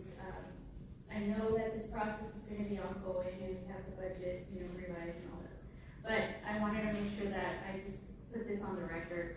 My commitment to fighting for District 1 for its needs and deserves has been stated publicly, and that commitment will not waver. The challenges facing District 1 are not abstract, they're urgent, they're real, and they're solvable. Families in South Bay are living with toxic air. We're going to hear a little bit more about that later. Working families are staring down federal cuts to health care. Parents are juggling rising rents and wondering if they'll have food on the table next month. These problems are too real, and they're happening to our neighbors today. So the urgency cannot be overstated. We have the resources. What we need is the will to put those dollars to work where they matter the most, especially around the Tijuana River crisis. This is not just an environmental issue, it's a public health emergency. Hydrogen sulfide levels are making people sick, kids can't play outside, businesses are losing customers and closing their doors, residents tell us they choke on the air at night and they can't sleep. That is absolutely unacceptable. So I just want to be clear that what I'll be fighting for are $15 million for infrastructure upgrades at the Saturn Boulevard hotspot and new water treatment pilot projects, $250,000 for real-time air monitors so families know when pollution spikes and can protect themselves, and calling back to item 16 from this board meeting, $4 million for high-grade air purifiers in South Bay households. These actions will else to fix it, waiting for someone else to fix it is not leadership. We need to act now. Federal changes under HR 1 threaten Medi-Cal and CalFresh access for hundreds of thousands of our neighbors. District 1 has the highest concentration of Medi-Cal and CalFresh recipients, with roughly 300 of 340,000 individuals who rely on Medi-Cal for health coverage. That's about 40% of the county must step up. So I will also be fighting for stabilization fund to keep working families covered and families fed, because no one should lose their health care or go hungry because of paperwork or new barriers imposed by this administration, the federal administration. Fully staffing self-sufficiency services so residents stay enrolled in programs they qualify for and are legally entitled to. And I will also be pushing to enhance the county, ensuring the roofs over people's heads and protecting the health care families rely on. This is about maintaining the dignity of every person in this county, no matter their zip code and no matter their income. The needs of my community are undeniable and the funds are available. So I hope that this board can move swiftly, take action with no more delays, no more excuses. Our communities deserve that. Thank you. Thank you very much, Chair Pro Tem. Turn the floor to Supervisor President. Thank you, Madam Chair. Appreciate it. From the start, I've been opposed to unlocking the reserves. The reserves are meant for emergency funds for natural disasters and unforeseen disasters. Now, I think it's ironic the board letter is entitled Ensuring Transparency and Good Fiscal Planning when it's directing our CAO to work with the ad hoc subcommittee. Ad hoc subcommittees operate on their own, behind closed doors, with no reporting requirements or public input at the meetings, with only 2 board members. Without full board input, what will be brought before for our consideration of the budget is going to be cooked by only two of our supervisors. This is the people's budget. This is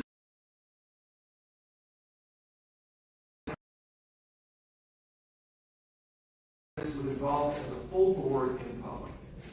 The second recommendation mentions programs, funding programs, which I find troubling. Programs usually require ongoing time dollars. The unlocked reserve money will run out. It's one-time dollars. If we spend it on pet projects and ongoing programs, they're going to have to continue to be funded here on out. Funding won't be identified. We should prioritize saving money and focusing on our community's true needs rather than trying to spend every dollar we have. I think our job is to be transparent and prudent with the taxpayer dollars, and this item does not come to that, so I won't be supportive today. Again, this is the people's budget and the people's reserves. We should use them wisely and not be subject them behind closed door meetings. Thank you. Okay, thank you very much. We have a motion and we have a second. Please vote. Okay, I'll hearing none, that motion passes with Supervisor Desmond voting no. All other supervisors who are present voting aye. Okay, thank you all very much. Next we have item 15. This is an item from the ad hoc subcommittee on the Tijuana River sewage crisis. And this is introduced by the subcommittee led by myself and the chair pro tem. Would you like to introduce yourselves now or after? Oh. Okay, thank you very much. Well, let me start by thanking the chair for co-chairing the TJRB subcommittee with me. Given the nature of this crisis, I'm very, very grateful for all of your steadfast leadership. Let's see the slides. So we know that South Bay residents desperately need immediate relief from chronic air pollution and also long-term solutions to fix infrastructure problems. When I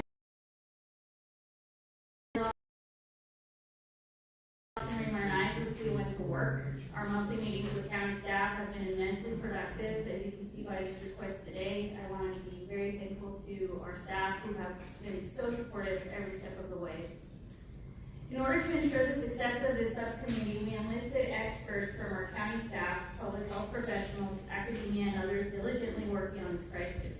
The goals of our monthly meetings are to discuss and advance infrastructure solutions, protect public health from the pollution crisis, identify and pursue funding needs, and foster strong partnerships with city, county, state, and federal agencies. Today, we will be presenting recommendations from the ad hoc subcommittee that specifically focus on the two most important elements of the pollution crisis: fixing infrastructure and protecting public health. Until long-term fixes are realized, it is imperative to focus on the epicenter of the TJRB air pollution crisis, as we know it to be the Saturn Boulevard hotspot. So this hotspot is created when polluted water rapidly churns through concrete culverts, releasing noxious gases into the air. It is thanks to the researchers that have been embedded in this community, in this area for quite some time, that we now know that this area is now exacerbating the crisis by shooting up into the air millions of particles, aerosols, and molecules carrying dangerous chemicals and releasing toxic gases. Replacing the dilapidated culverts will be an immediate solution to this localized problem that helps ensure clean air for tens of thousands of households. Today, we are requesting $2.5 to construct a temporary pipe extension at Saturn Boulevard. I just want to make it very clear that this is just a rendering of the upcoming feasibility study will guide the exact design, but this is just for reference. So this pipe extension is a practical shovel-ready measure that will lower exposure and lessen public health impacts. The pipe extension buys time and protects public health while larger binational and regional infrastructure projects move through planning, funding, and construction timelines. As you all well know, I'm not going to stop sounding the alarm about this environmental injustice.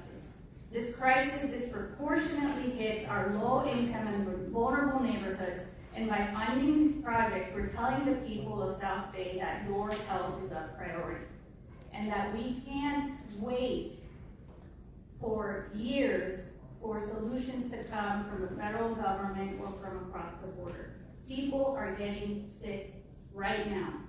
Data from epidemiological studies turn years of community illness into tangible evidence. These studies could be the potential key to unlocking further emergency action, healthcare resources, and long-term investments.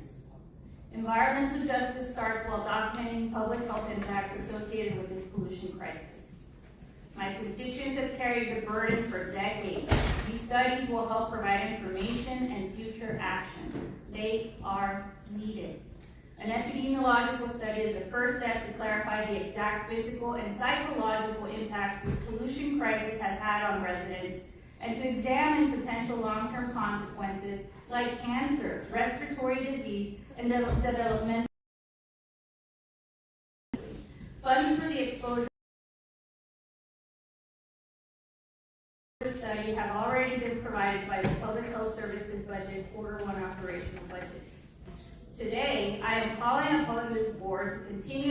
leadership and fund both the retrospective data study for $250,000 and the long-term cohort study for $2 million.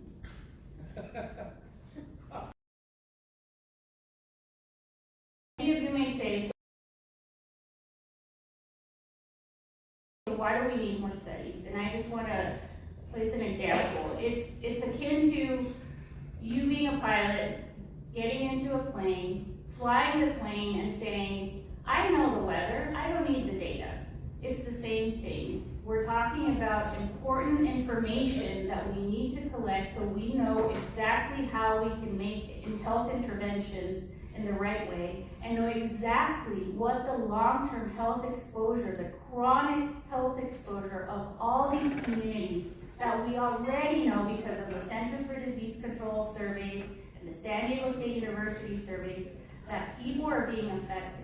We have never seen such a high percentage of people reporting, up to almost 70% of people saying that they have fallen sick, and 90% of people saying it affects their daily life. I want you to think about that. It affects their sleep, it affects them feeling safe in their own home, and they are worried about their kids and their seniors and their family because they don't know. And this study is going to So I'll pause there and I'll turn it over to my colleague. Thank you. Sure, thank you so much. Again, I want to thank the chairperson for her leadership on this topic, and it's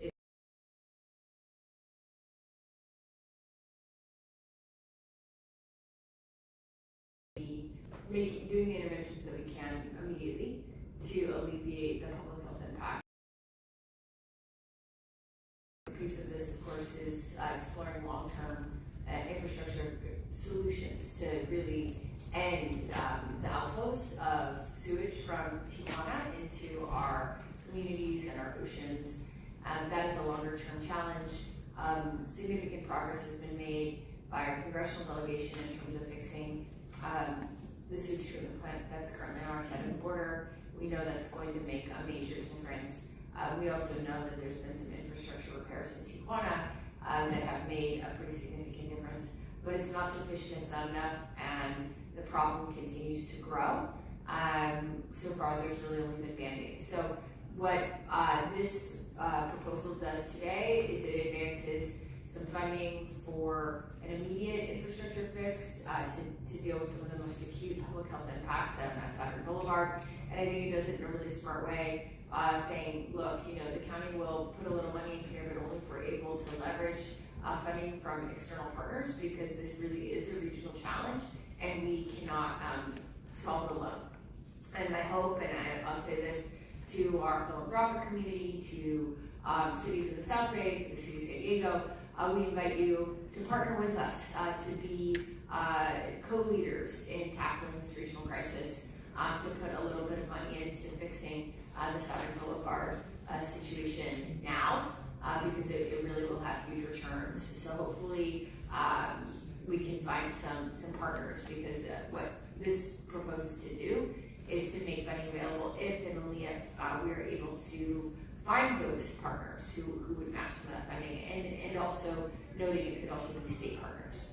And so that I appreciate the chairperson's tireless advocacy to try to bring home the money from the state. So that's that piece. And then the studies, you know, ultimately it's possible we might need to figure out how to solve this infrastructure crisis ourselves with funding coming from our own community. That's certainly on the table, and is something that I'm actively exploring. But I think we also want to continue trying to figure out how to leverage state and federal funds to invest in these massive infrastructure projects that would be necessary to divert the river, to build a treatment plant on the east side.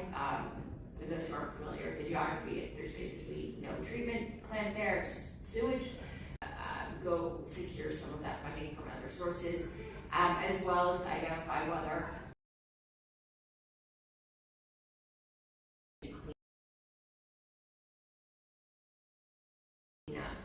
in South Bay itself, which I continue to believe that there is such a need. But as I'm sure folks remember, when we as a county asked, myself personally, as a supervisor, asked the EPA to assess whether it would make sense to evaluate Tijuana River as a Superfund site, they refused.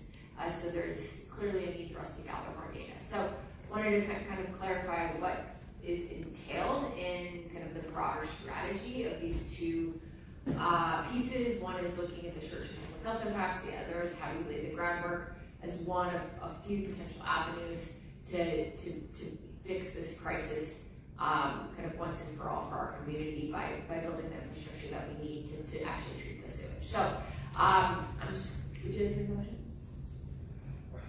Yes, okay. We have a motion on the floor from the chair pro tem, and I'd like to second, and with that we will go to public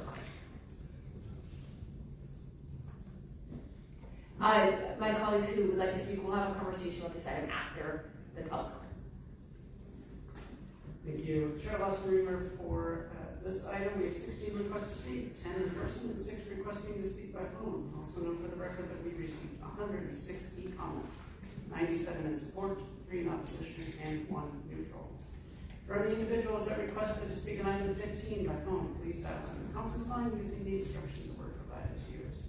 We'll begin with the in-person speakers. As your name is called, please come forward and stand on the arrows until it is your turn to speak at the podium. We'll have 1 minute to address the board since there are 10 or more speakers on this item. Prosecutor, please begin with stating your name for the audio record. Individuals: Kathleen Libet, Courtney Bautiski, and Cesar Javier. Call your name at this point.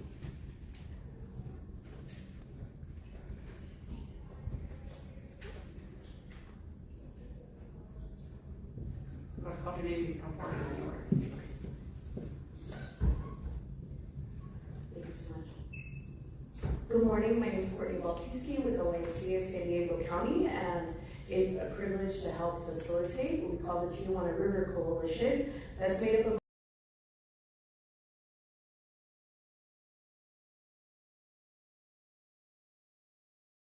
sustainable solutions on a federal awareness about this issue, at least locally. We'd love to see more national attention on our country's greatest environmental injustice issue.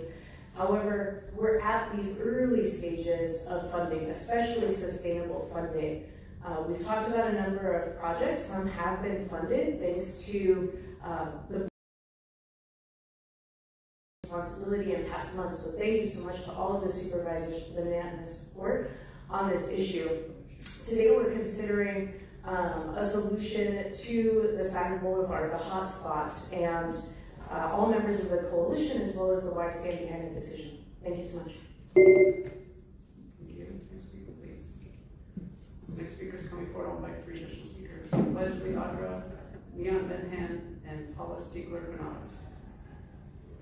Thank you, Ma'am Aguirre, for the insights. That's divine intervention. It's working. It's not late. That's the motto of the Air Pollution Control District. It's not late. We still have time. Thank you, God. You know, the ratio and proportion mathematically is the same of what we are experiencing. And that's what we fear. We were exposed to inhalation and possibly ingestion of these air contaminants from ceramics, kiln toxicity. It's science, and nobody believes us. Mayor Gloria, he would not face us. He would cover us in there like that when we were talking to the governing board. Why? Good that we have ad hoc now. Can we have the staff and director leadership of the Air Pollution too? Let's look up. Ma'am Rimer, you were carrying a child when we were discussing this. Why did you meet?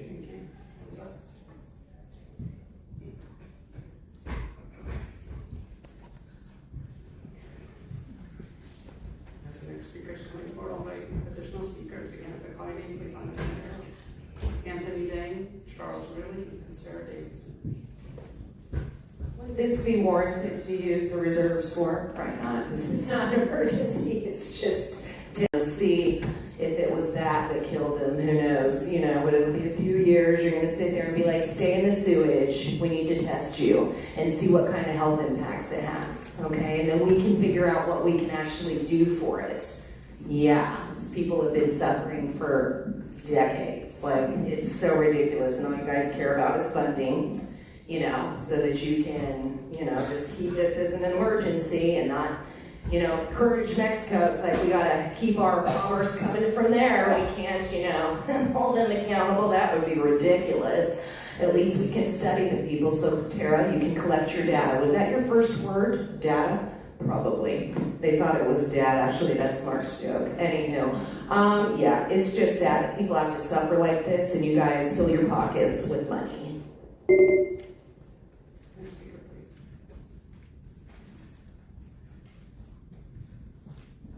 Hi, good morning. Nice to see you all. My name is Dr. Paula Stipper-Granados. I'm an associate professor, School of Public Health, San Diego State University, leading a community health study on the Tijuana River wastewater crisis. Our data has documented widespread respiratory, gastrointestinal, neurological, stress-related symptoms, as we've all heard. From a public health standpoint, it's most concerning that this is chronic and repeated nature of these exposures and the long-term health impacts that remain poorly understood. I would say this is an emergency. Exposure to wastewater-related pollution is not healthy anywhere for anyone at any level. These are not hypothetical. We know elevated levels reflecting these conditions that residents cannot control. The epidemiological health studies being proposed are essential to documenting existing health burdens, understanding cumulative impacts over time, and informing future public health decisions. I strongly urge you to support this for item 15. Thank you.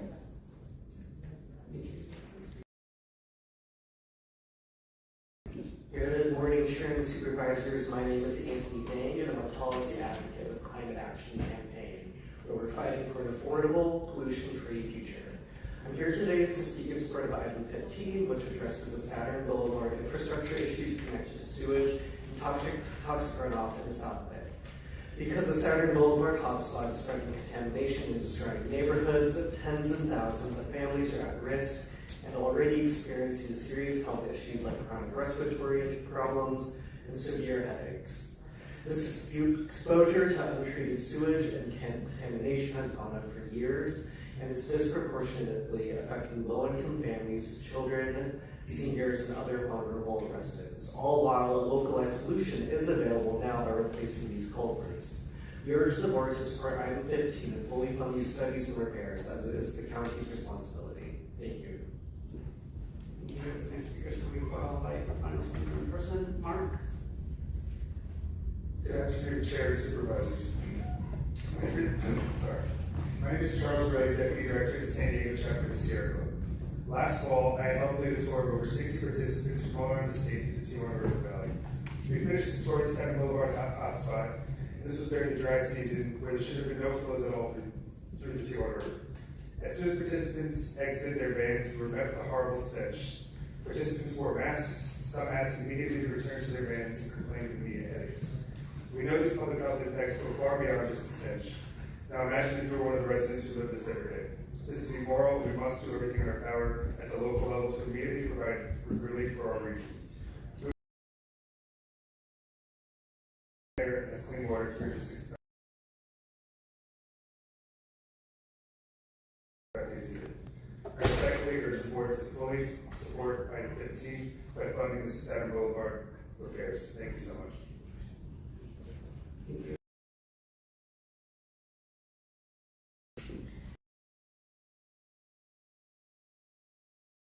Good morning, Chair Lawson-Remer and board members. My name is Sarah Davidson, and I manage the Clean Water Now program at Surfrider Foundation. I also help lead the Tijuana and the more than 4,000 Surfrider members across San Diego County in every district.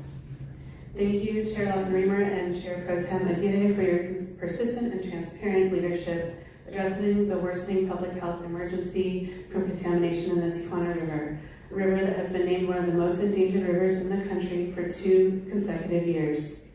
A few weeks ago, we reached another grim milestone, 1,500 consecutive days that our southernmost beach in the county has been closed, with the exception of 1 day. That amounts to more than 4 years and counting that residents have been unable to access their beach safely, years since residents have been unable to work outside or play in schoolyards without exposure to toxic air, unable to sleep at night without awakening to headaches from nauseating stench creeping into their bedrooms. I strongly urge the support of item 15. Thank you.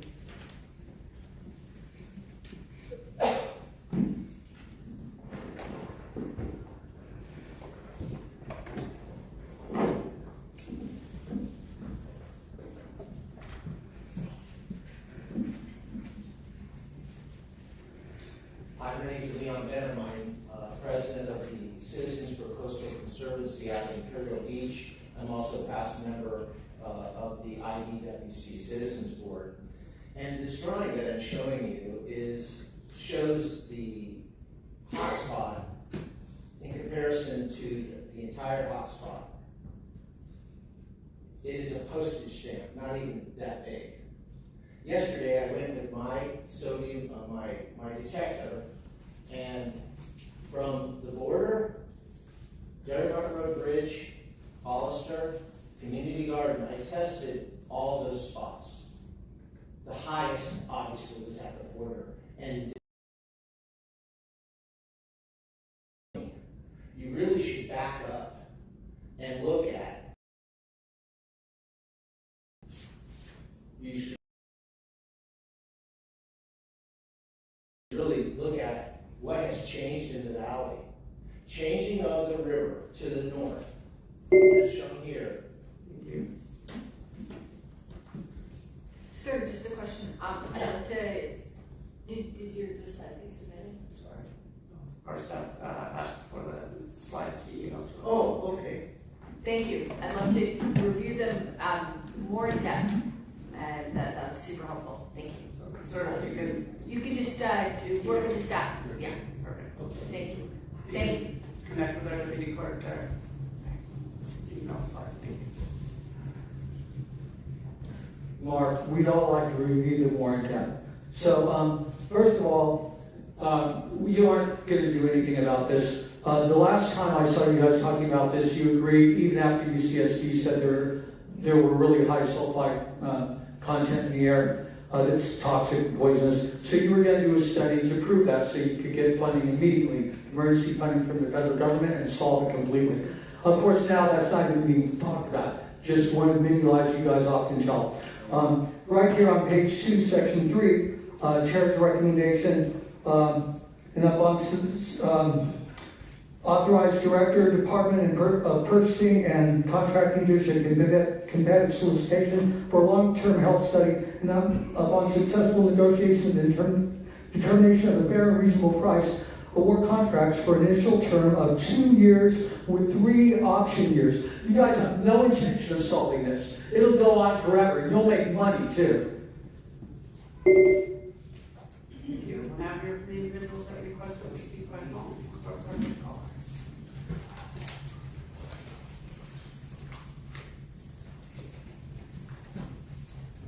Mouthful here. Okay, here we are again. The TJ River sewage issue, another meeting, another committee, another coalition. We don't need more understanding of this issue, thank you. We understand it fully, and it's been going on for decades. It feels like freaking Groundhog Day, except people are getting sick, businesses are collapsing, property values are dropping, and families have been breathing that sewage shit stench for years, especially in South County. Sometimes it comes all the way up here to Bonita. Okay.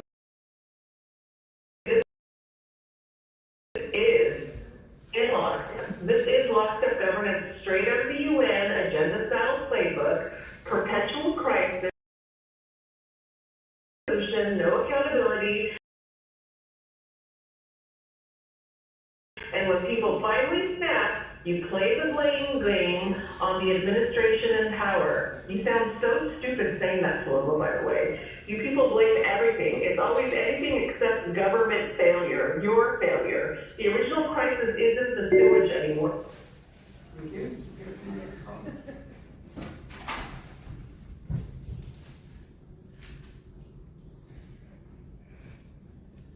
Hello, Hermes. How are you guys doing? So I want to go ahead and discuss all these, but you guys go ahead and come up with these studies to acquire funding, right?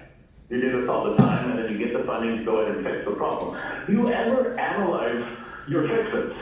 Let's, for example, the water. During a drought, let's say 2010, somewhere right around there, you came up with a great idea to replace everyone's yard with concrete. As a matter of fact, you're still giving people money to change their front yards, backyards into no water lawns.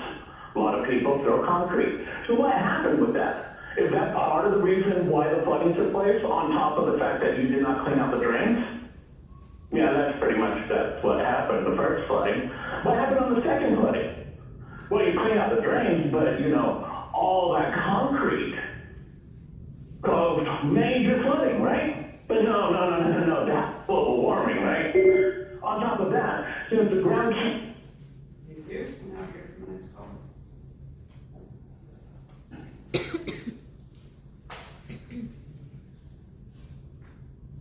Hey, sure, Mexico Sewage is the group that keeps on giving for the power from us. She has plenty of opportunities, but back in 2025, she voted against the city of Imperial Beach, and even before that. Menlo has also gone back and forth on what she believes, because in 2024, she said we didn't need to study. And then after becoming a supervisor, studies are all she's got. Nora 2.0 is just like Nora 1.0. The $250,000 retrospection on cellular study, the $6 million study to nowhere, and the $2.5 million sewage pipe to allow for more sewage flowing directly into the ocean. Doesn't anyone wonder why the city of Imperial Beach never comes out and says they support anything Manoa or the county does? When all somebody's got to show for years and years of supposed advocation, you think they'd have real solutions, not Nora's leftover air purifiers and studies, just like I predicted. Thank you. Next call.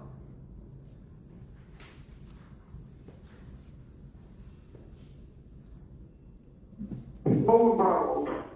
Study after study, report after report, you're all good people doing something about the crisis. Can we maybe get a Nobel Prize while we bask in the glory? Unfortunately, we know the plot. It's waste money for this, feed the TJ cleanup industry. We know people are sick. We know about the release of funds. So you are being asked to spend an additional $2 million on an academia lab.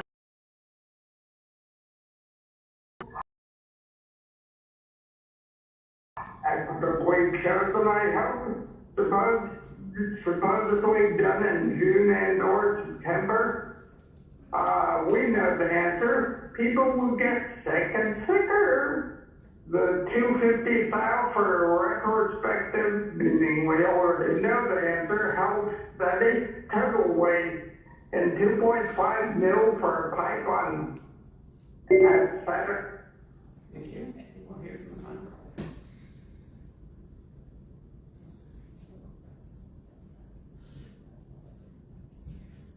Hi, good morning, Chair and Supervisors. On behalf of Health Coast, my name is Yehuda, and I'm the Health Conservation Manager. We'd like to thank Supervisor Aguirre and Chair Tara Raymer for their leadership on agenda items 15-16. We strongly support allocating resources to address the Saturn Boulevard infrastructure failures.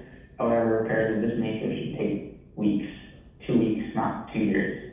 We've seen rapid action taken during other national emergencies, such as the expedited I-95 Freeway Bridge repairs in Philadelphia, when public health and safety were at risk. This crisis is not abstract. Continuing delays mean continued exposure to pathogens, airborne contaminants, and flood-related pollution for nearby communities. Fully funding and expediting these repairs is not just a technical fix, it is a public health and environmental responsibility.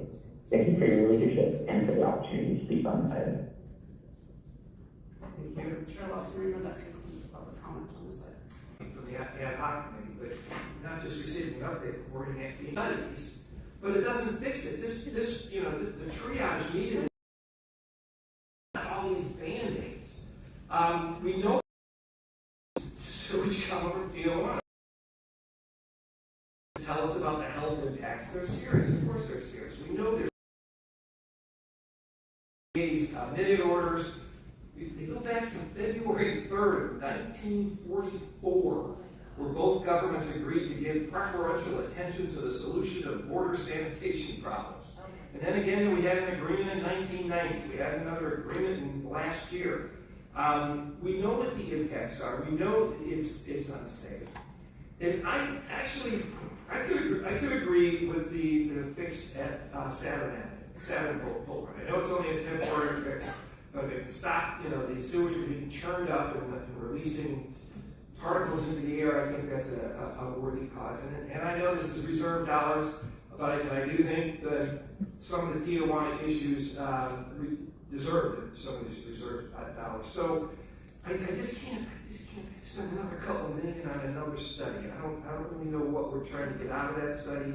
I'm okay with the temporary pipe, so I'd like to ask the maker of the motion or the chair if they're willing to bifurcate. I'd like to support item 2C and recommendation 4, but I really don't want to support the study. That's fine. Thank you very much. For the maker of the motion, would you be open to bifurcating the vote? I think that's fine. And have you considered your remarks? I have a comment on your. You want more? No, they're good. So thank you. I appreciate it. No, I appreciate it. Just trying to be respectful. Wow. I hear you, and I just want to make a quick comment on your comments, because yes, the minutes have been since 1944. Minute 286 was the first one that acknowledged the Tucana River cross-border pollution. I was actually involved in minute 320 when it was a framework minute that included no projects. Since that was in 2012, we've been pushing for specific solutions. And lo and behold, during the Biden administration, during the Trump administration, there were 2 more agreements that actually put skin in the game, both from the U.S., both from Mexico as well. Does Mexico need to be doing more? Yes, a lot more. Is the issue coming from them? Yes, it's coming 100% from them. But we can't continue to bury our head in the sand and not explore specific data collection that has to do with what are the chronic long-term health effects. And I'll just say, as someone who lives in the affected area, who has their loved ones in the affected area, that represents the entire community that's affected, if it were my grandma, if it was my niece, my cousin that potentially could, I suspect, having cancer or may have died from walking pneumonia, we need to know that that's the case. So I'm not trying to convince you, Supervisor Desmond. I just wanted to make an emphasis on the importance of having this study, because it has not been done. All the studies that have been done are self-reported data, surveys that people report on, but there have been no epidemiological studies done, neither here nor in Mexico, by the way. So we need that information, and it's extremely important. But I understand your position, and I'll to bifurcate that. So to clarify, then, Supervisor Desmond, you'd like to take a separate vote on the Saturn Boulevard infrastructure and the 2 studies. 2C. One vote on 2C and 4. Can you just be really clear for the purposes of our? I'd like to support, I guess, have a separate vote.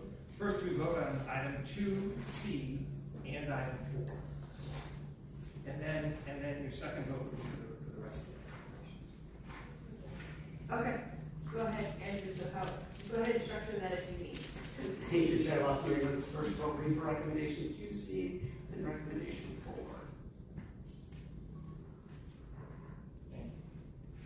That motion passes unanimously. All supervisors who are present voting aye. This next motion will be for recommendations, remaining recommendations 1, 2A, 2B, and 3. Supervisor Desmond voting no. All other supervisors who are present voting aye. Okay, thank you all very much. Now we move on to item number 16, and this is an item brought forward by Supervisor McGeary.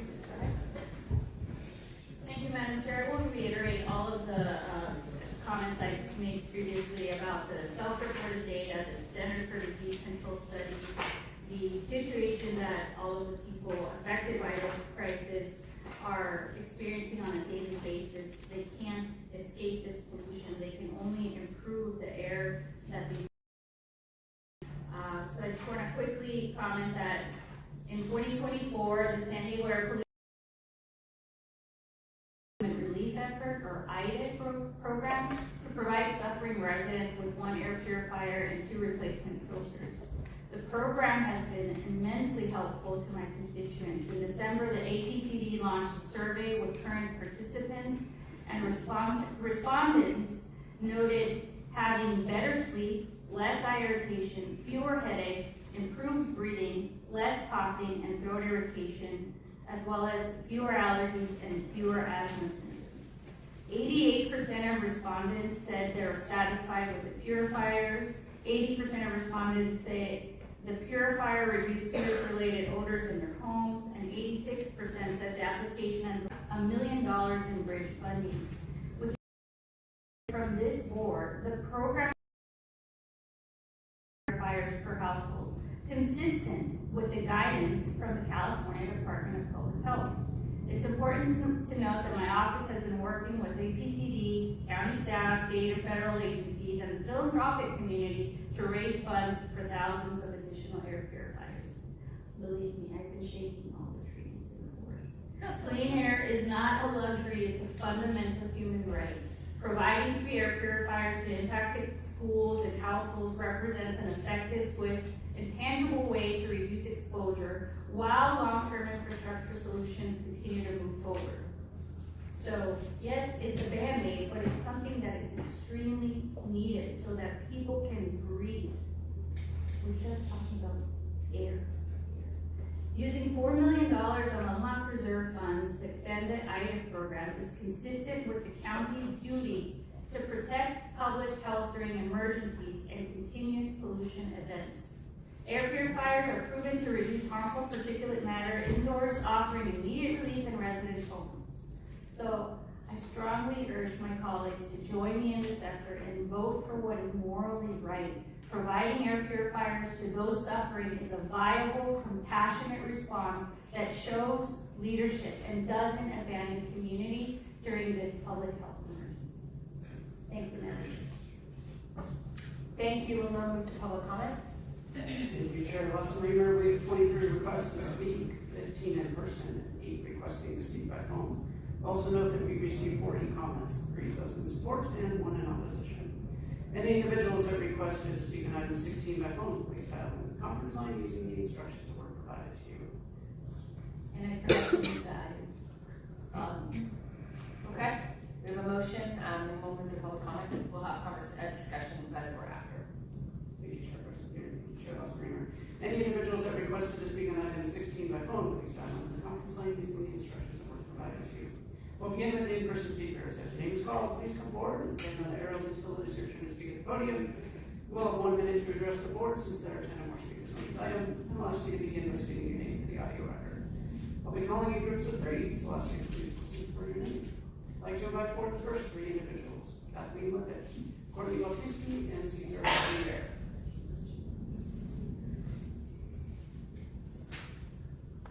Call 3 additional speakers, Leslie Audra, Alicia Morrison, and Joel Morrison.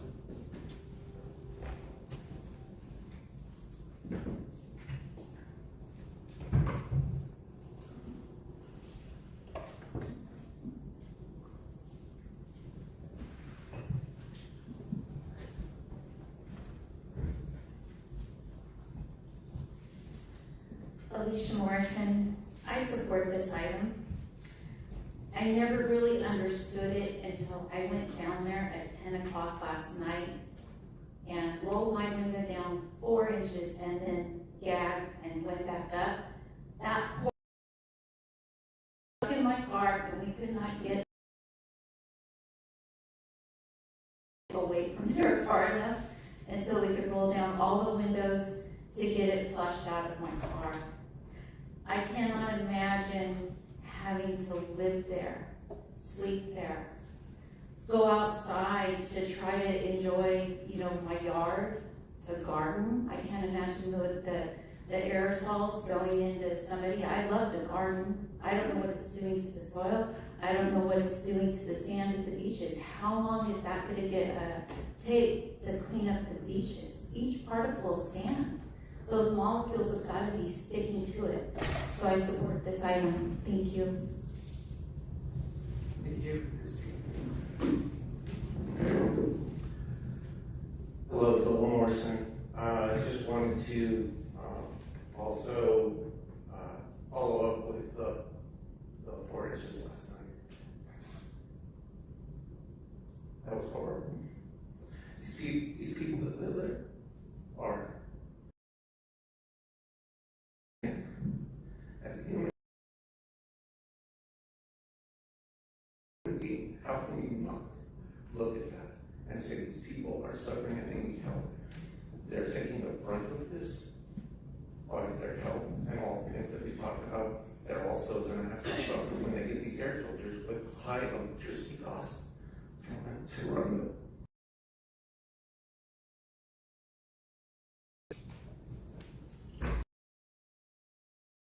Before I'll invite 3 additional speakers. Serena Helka, Leanne Benham, policy. 1944. It's interesting with these $4 million. It's like whenever you guys buy something, you're always going to spend way too much money doing it, but you could probably, provide more than you are actually with that amount of money. And, obviously it's a Band-Aid, but everything you do is. And I feel like if you used AI that you spent $1 million on, it probably would come up with a better solution than you guys. But you already know what hydrogen sulfide does. So it's like, I don't know why you guys think even doing studies is going to help any further, because you don't need to see that they're sick. You need to go and look at the data that would show you what the effects of that are, so you could offer immediate solutions instead of stuff like these air purifiers. And like that man said, they got to pay for the electricity, and how many times do they need to change the filter? Like, have you even looked into that to make sure that you're going to be providing all of that for people? And what hoops do people have to jump through in order to actually get these? And they're probably not going to.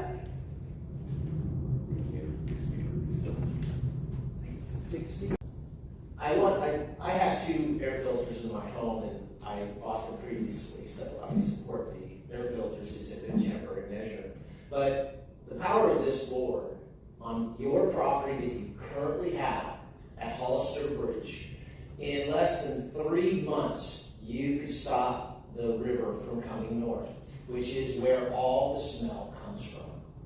By taking out the brown property that blocks the river and restoring the river flow, you would solve this problem. I'm a professional estimator. I work for the county on a number of projects, big engineering projects. I estimate for $3 million you could do this. So it's on your property. You have the power under emergency threat to the public health to solve this problem permanently.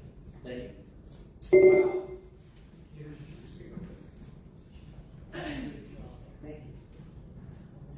Hi again, Dr. Paula Sticker-Granados, SDSU. Based on extensive community input and resident stories, we already know that these wastewater air pollutants are invading people's homes, especially at night, but also during the day. Slowly and more deeply for prolonged periods of time, this increases exposure and vulnerability, especially to people that are immunocompromised or older. So we need more of these in people's homes. The current air purifier program has been working, and I applaud APCD for their efforts. CDPH recommends that there's a minimum of 3 per household to support this. Thank you. I'd like to invite 3 additional speakers. Anthony Zane, Paula Forbes, and Charles Reed.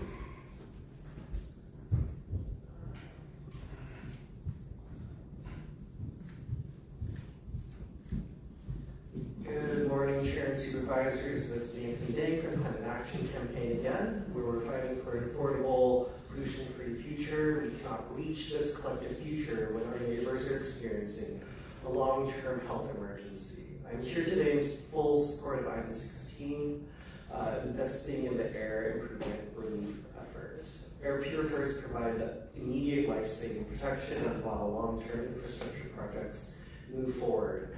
Until long-term solutions are completed and proven effective, the AIR program ensure the well-being of residents, kids at school, workers, and frontline communities. However, 1 air purifier per household is not enough to fully protect families who are exposed every day and dealing with serious health impacts. The county investment is essential to expand the program and meet the scale we need in South Bay communities. I respectfully urge the board to fully support item 16 and continue investing in solutions. Thank you. Thank you.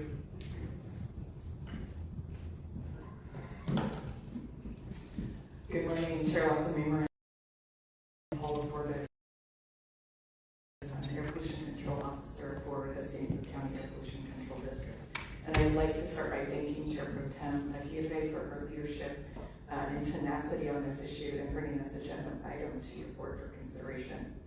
As your board is well aware, the ongoing Tijuana River Valley pollution crisis continues to expose residents to levels of air contaminants, such as hydrogen sulfide, that cause serious health impacts and severely affect the quality of life of residents in the area. In 2024, we allocated $2.7 million of state incentive funds to begin the Air Improvement Relief Effort Program, or the IDA program. And we're very proud to announce that we just completed distribution of over 10,000 purifiers to local residents as a result of this program. We're very proud of that, but despite what we've accomplished, we know the need is much greater. There are approximately 35,000 households in the affected area, and as a result, we're continuing to seek funding to allow for multiple purifiers, 3 purifiers per household. So we urge your support for item 16. Thank you. I'd like to invite the final 3 speakers, Sarah Davidson, Mark, and Jasmine Vargas. Hello, my name is Charles Riley, Deputy Director of the San Diego Chapter of the Sierra Club. What South Bay residents are experiencing is a long-term emergency, not a temporary bad spell. There are documented health impacts including asthma, chronic headaches, skin irritation, and respiratory illnesses, among others. There is an ongoing public health crisis throughout many parts of San Diego County. We have too many residents living in the Tijuana River pollution crisis, too many residents living near industrial facilities, warehouses, or large trucks coming through their communities. We have a serious clean air crisis across the region, and air purifiers provide immediate life-saving protection. 88% of participants report meaningful relief, demonstrating that this is an effective and evidence-based intervention. This investment is essential to expand the program to meet the scale of needs for our South Bay residents. I urge the board to fully support item 16 and continue investing in solutions that protect residents right now. Thank you. Thank you. Next speaker. Hello again, Sarah Davison with the Surfire Foundation and the Tijuana River Coalition. We strongly support additional investment in the IDA program for more purifiers, and we see this as essential to ensuring the health and well-being of residents, K-12 students, workers, visitors, and all frontline communities until longer-term solutions are implemented and functioning. People in our county are suffering, as you've heard today and already know. This is a collective problem, not limited to any single. The urgent and desperate call of all of your constituents. We urge you to vote yes on 16. Thank you. Hi, good morning. Jasmine Vargas, Air Quality and Clean Ports Campaign Director for Environmental Health Coalition. And I'm speaking today in strong support of item 16 to unlock reserve funds to provide air purifiers for residents suffering from air pollution impacts caused by the Tijuana River pollution crisis. Residents in South County, especially those living near the Tijuana River Valley, are disproportionately impacted by poor air quality that cause asthma, chronic headaches, skin irritation, respiratory illnesses, especially around children. At the December APCD meeting, the governing board took bold steps to expand the IDA program into 2026 using AB 617 funds. While these funds are historically used to support clean air projects along the port side, we see the value of supporting neighborhoods, communities that are also being impacted by local air pollution. AB 617 funds are needed to deal with the air quality issues in historically impacted communities such as port side. Speakers coming forward, I'd like to do a final call for Kathleen Litvich, Courtney Balchiski, Cesar Javier, and Serena Paul.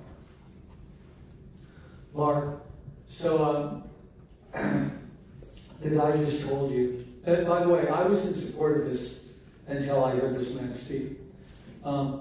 If he can solve the problem for $3 million, and he already works for the city and knows what he's talking about, spending $2 million right now instead, you should have an emergency meeting this afternoon or this evening, whenever you're done with whatever else is going on, and work it out with this guy.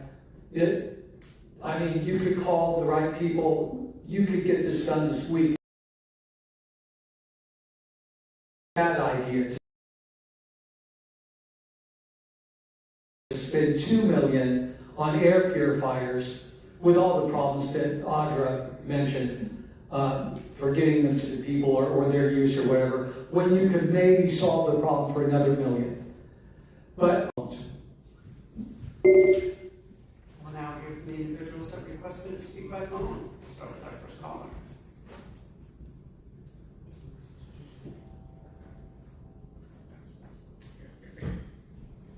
Amen to Mark Dorian. And clearly some of these speakers are not paying attention. Paloma and tenacity do not go in the same sentence. Again, everything this board does is Band-Aid solutions, never getting to the source. Why? Because government is always at the source of our problems. But you keep putting in these Band-Aid solutions, being wasteful with our money. You need to put that effort in giving Mexico some hefty ultimatums. And again, the original crisis isn't the sewage anymore. The real still blindly trusting you. Thanks to good old government. 6 decades ago is now even worse. But listen to the people, listen to the gentleman who gave you some wise advice, and stop being wasteful with our money. Stop being reckless. It is the people's money. You work for the people. Start with. Next caller.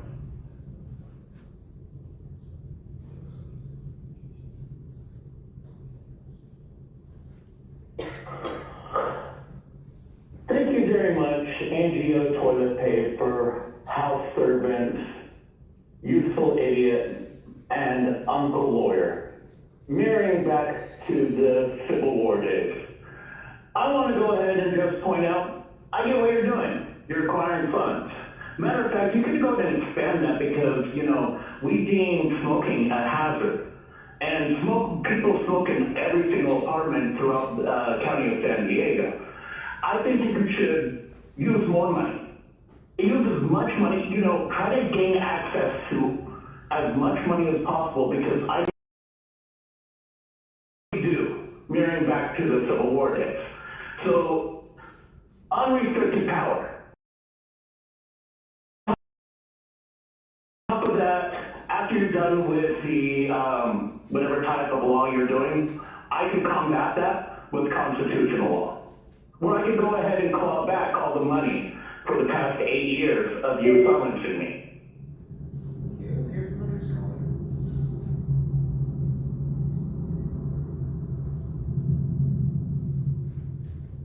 Hey, true. Quickly, I'll just answer the question. I will. Alicia, Zero Beach is a great place to live. It just has one negative aspect outside of its control. Unlocking, aka raiding the reserve yet again to make up for Biden's failures when Mexico sewage was at its worst at the end of 2024, and it was absolutely horrible. But since Trump came in office, the sewage is nowhere near as bad, not even with the recent pipe bust. There hasn't been a call for air purifiers from the affected community since that time. Less than 10,000 people signed up to receive them, no more than 25% of the entire affected area, and of those that did, an unknown percentage put them online for resale. People are selling these taxpayer-funded purifiers from anywhere from $100 to $500 each. No accountability at all. The IBWC's ozone experiment worked for the sewage better than these Band-Aid purifiers that NORA 1.0 came up with, and that ACC has fumbled at implementing. So question, which union is getting a cut of the $4 million purifiers? Thanks to this crisis requires hammers, not handshakes for Mexico. But the modern-day Red Coats aren't interested in that. They're more interested in protecting illegal. Here from the next caller.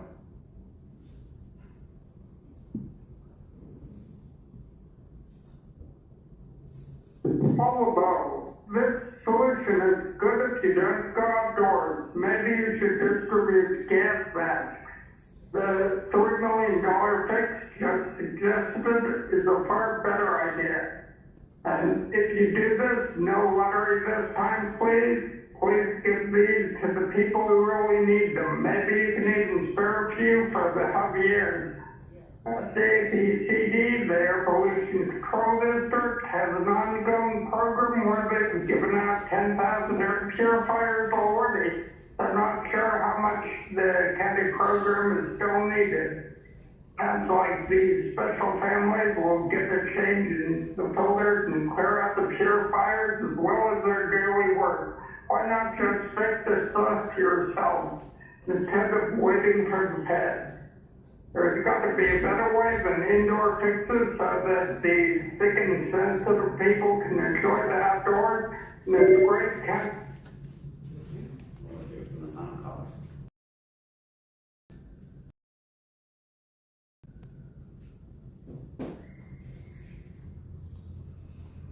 Hi, my name is Ramon Chávez. I'm a Tijuana River advocate and someone who grew up in the River Valley. I'm in support of item 16, and I applaud you for taking the lead on and investing in the re-engineering of Saturn Boulevard and addressing the source of toxic gases and hydrogen sulfide impacting the health of those communities living alongside the river. It was very telling after last year's MOU and the release of MED 333, where there was absolutely no mention of supporting infrastructure at Saturn Boulevard and no mention of supporting air purification efforts for resident funds. My hope is that while the county and local leaders do what is within our power to address the impact of this issue, we continue to put pressure on the federal government to follow up bi-national agreements with joining efforts on the ground. Thank you. Thank you, Chair Lawson. Thank you very much, Supervisor Desmond. Thank you. Has there been a motion? There is a motion on the floor by Supervisor Green. And we have a second by Vice Chair Montgomery Staff. Okay, thank you. Staff, can our staff at least reach out to Mr. Benham and see what he's got? I mean, this has been going on for years. See what he has, and maybe analyze the solution he's made at a high level, and see what he's got, if it makes sense or not. And if it does, no rock should be overturned. So that's, but anyway, and my comments though are on this item is I'm fine with $4 million for the air purifiers. I mean, the people in the South Bay are just putting. It's another Band-Aid on a literally gushing wound. The pressure of Mexico to fix their failing infrastructure that's causing this entire mess.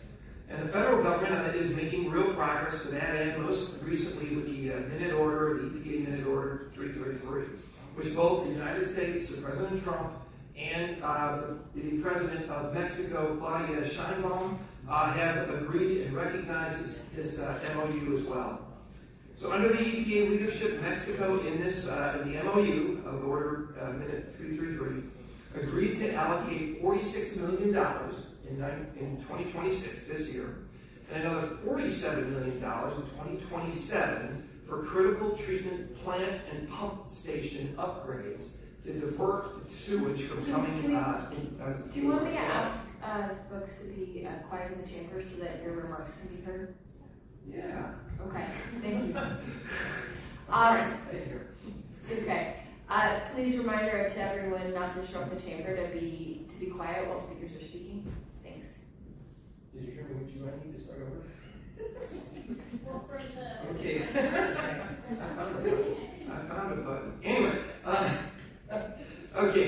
So under the EPA leadership, Mexico has agreed to allocate $46 million this year, $47 million next year for treatment plant and pump station upgrades so that to divert sewage away from the Tijuana River. Additionally, the IBWC recently completed an ozone treatment pilot project that came up with mixed results, but it showed it was able to kill some harmful bacteria and eliminate some of the odors. And now the IBWC is seeking funding from partnerships to scale the technology for the extensive needs of the River Valley. IBWC is the International Boundary Waters Commission. I think we should support all efforts of the federal government to permanently solve this problem and hold Mexico accountable to their end of the MOU under Minute Order 33. So I'd like to offer a friendly amendment that we ask our CAO to send a letter to both the EPA and the IBWC expressing the county's support for the MOU in Minute Order 333. That is all. Okay, thank you. I'd like to turn it over to Supervisor Geary to respond. So I'd like to... We send a letter to both the EPA county support for the MOU in minute order 333. I'm okay with that. Okay, can I hear the motion?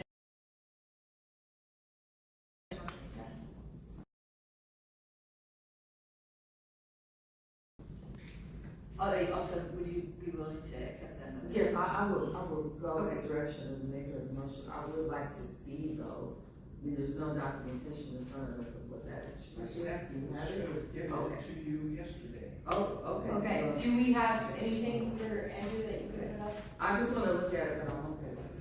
Okay. Well, actually, now that I'm thinking about it, the original minute agreement was minute 330, which was signed in 2024 between the U.S. and Mexico, which laid the groundwork for minute 333. So they both include the same information. They have the same priority list projects on the U.S. and the Mexico side. They both have the number of dollars that will be committed on each side. Actually, by the time the Trump administration came in, those projects were already prioritized. So we could say that we support those minutes because If they both got the same information, yeah, check them word for word, but okay. I mean, 330 set the groundwork for that, and then 333 basically reiterated them and put the dollar amount. We got some dates also for completion of projects. Correct. Which we need to make sure happen. Thank you. Okay, Vice Chair, do you have any comments? I'm fine with the motion. Okay, great. We have a motion for a second, please vote. Oh, Supervisor Grady, Just one quick comment to clarify for the record. The headline from the San Diego Tribune Sunday, January 25th was $1.1 million pilot program fails to clean under. Just wanted to put that for the record. The project, the Nanobobo project, unfortunately, is just At least they tried something. Thank you. And Supervisor, thank you for quickly sharing that information in real time. That was very helpful.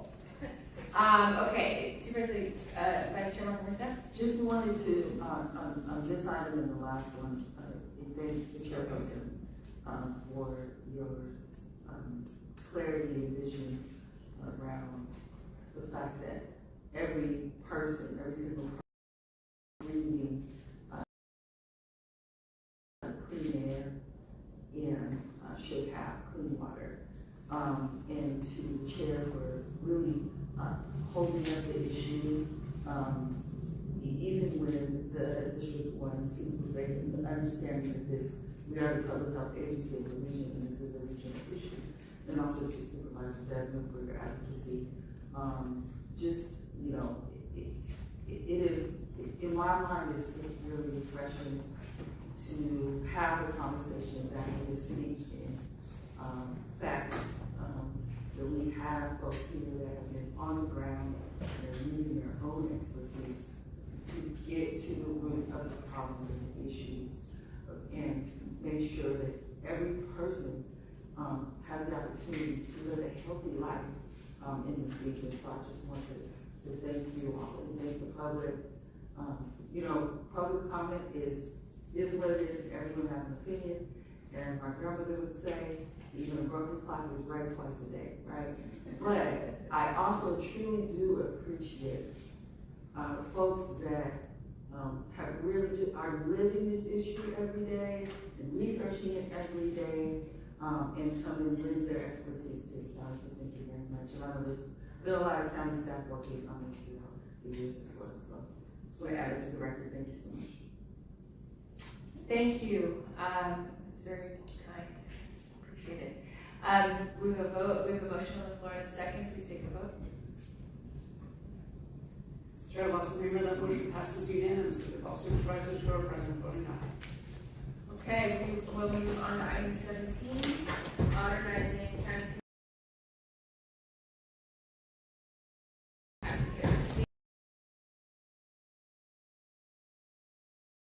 savings. So, yes,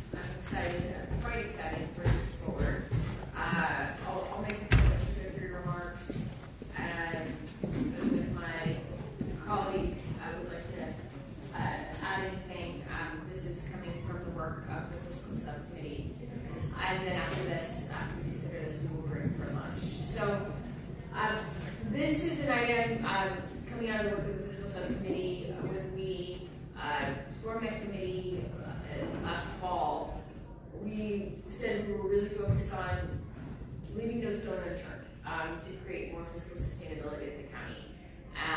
And that includes, really everything being on the table, from seeking new revenue to seeking more efficiencies and cost savings. And so the first thing we've really done is try to figure out how to save the county money in ways that actually make our work better and more impactful and more and more efficient for the citizens of San Diego County. So this work, which is ongoing, is a direction to staff to accelerate our county's transition away from outdated communication systems like desk phones and fax machines, which yes, we do still have fax machines. So we are directing our county to finish and accelerate a move to modern software-based tools. These are tools that are already working across county operations, but through this move, we're going to fix costs. We adapted quite quickly during the COVID pandemic and expanded remote and hybrid work and secure digital communications to protect reliability of public access.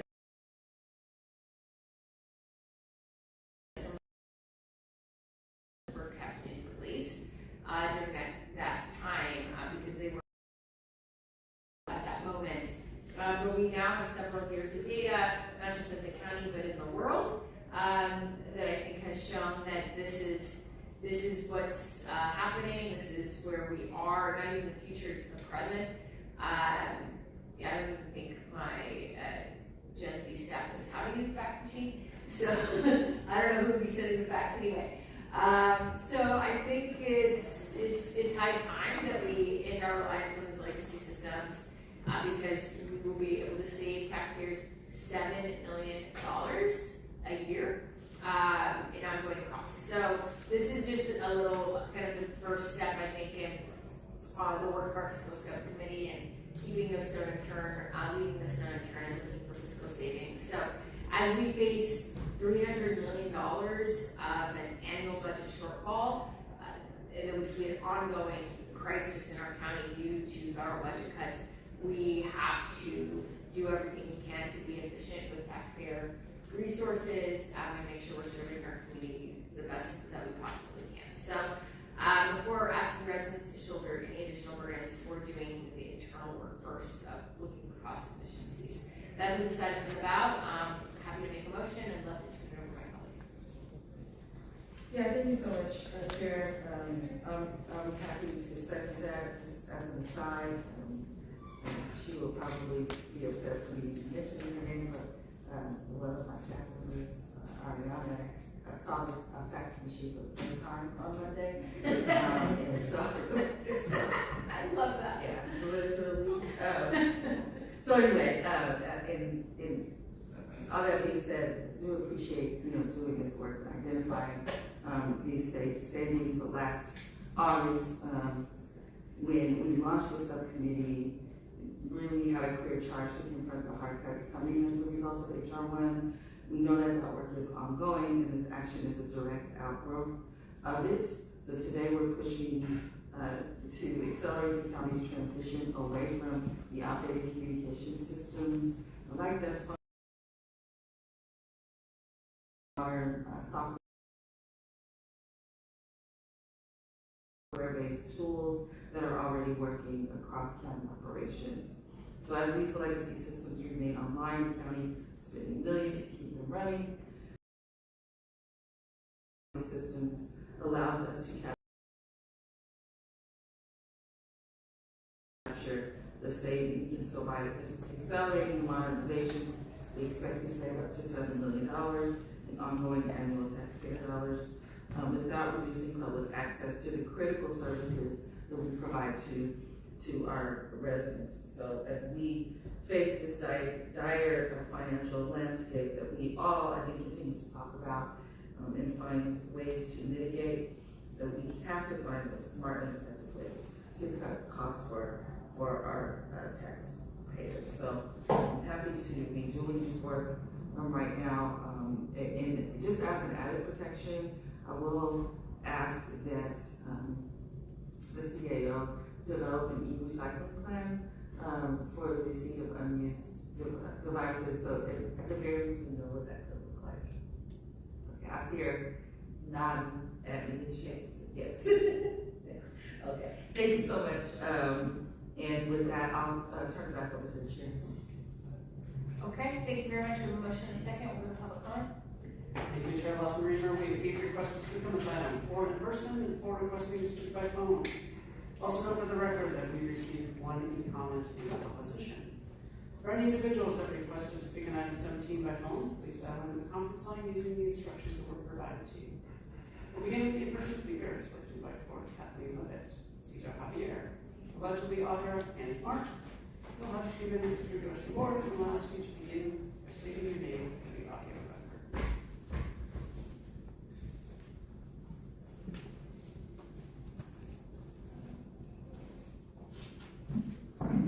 You guys are going to blow over people's eyes. You're going to save us money.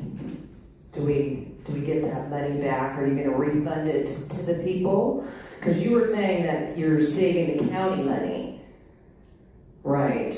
So I'm just wondering, is it that you're just not going to come after us for more money than you're already getting? Is that how we're going to save it? Tara, you're not even paying attention. Should I talk about something else so that you will say... Right. It's good that you're a chair, right? I know. Yeah, I'm just wondering, what are you going to do with the old technology? And I don't know how we can trust this better than the old one. And actually, it has a lot of weird issues. And I feel like we spent quite a bit of money on that. And you could be doing like Zoom. I mean, you let Jim come in on Zoom. You know what I mean? It's like they can do it, but we don't want the rest of the people. It's very easy to use. And I feel like we could save some money with that. But that's okay. So, yeah, what are you going to do with all the other devices? Are you going to sell them at a garage sale? Maybe like, collector's items? Then you could get some more money for that to put back in your buckets that you guys can spend. But I don't think that you should be saying that this is really saving us money. Because it's not. It's not coming back to us. It's going to go towards something else nefarious. And at some point, wouldn't AI kind of just take over all of that? What do we use an AI for? I mean, eventually you guys don't need to be here, right? We could just have it run the meetings and spend the money. We don't even need Ebony. You know what I mean? They could just delegate whatever we need it to spend it for. I guess you guys are ready to go to lunch. You guys are funny. How fun is it to sit up on that dais and do Satan's work? Good for you.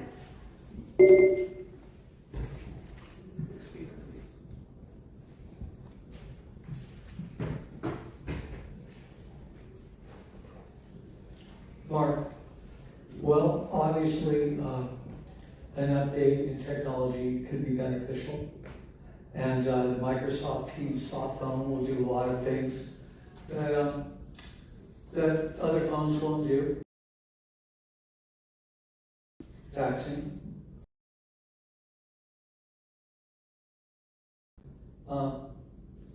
It'll do a lot of things. And so, of course, it could be good.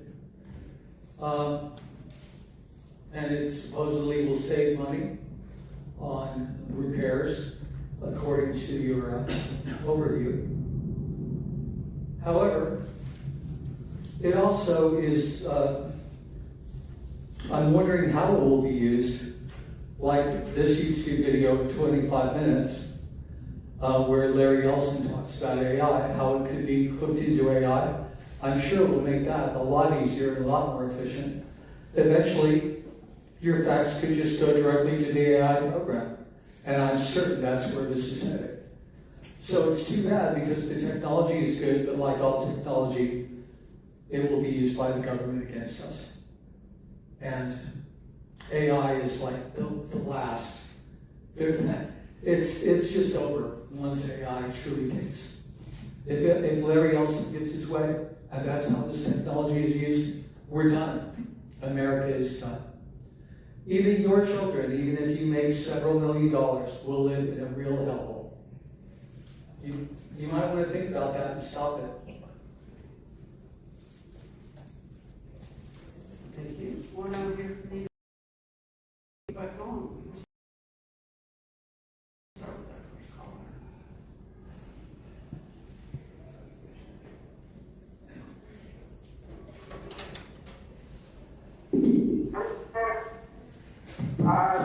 is why you should pay service charges for redundant desk funds.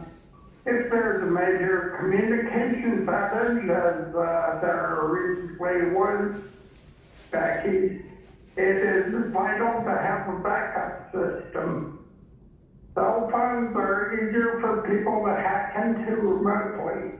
So with all your confidential communications, you might end up paying extra for enhanced security. But people might be even less inclined to trust you with their secrets. Depending on whatever software junk is installed, they can be distracting, and it is easier to do fraud with robocalls or deepfakes on the cell phone.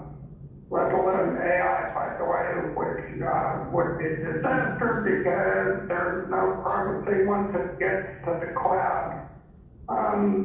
Use of cell phones or similar technology in a relatively small area may also result in disproportionate 5G frequency electronic waves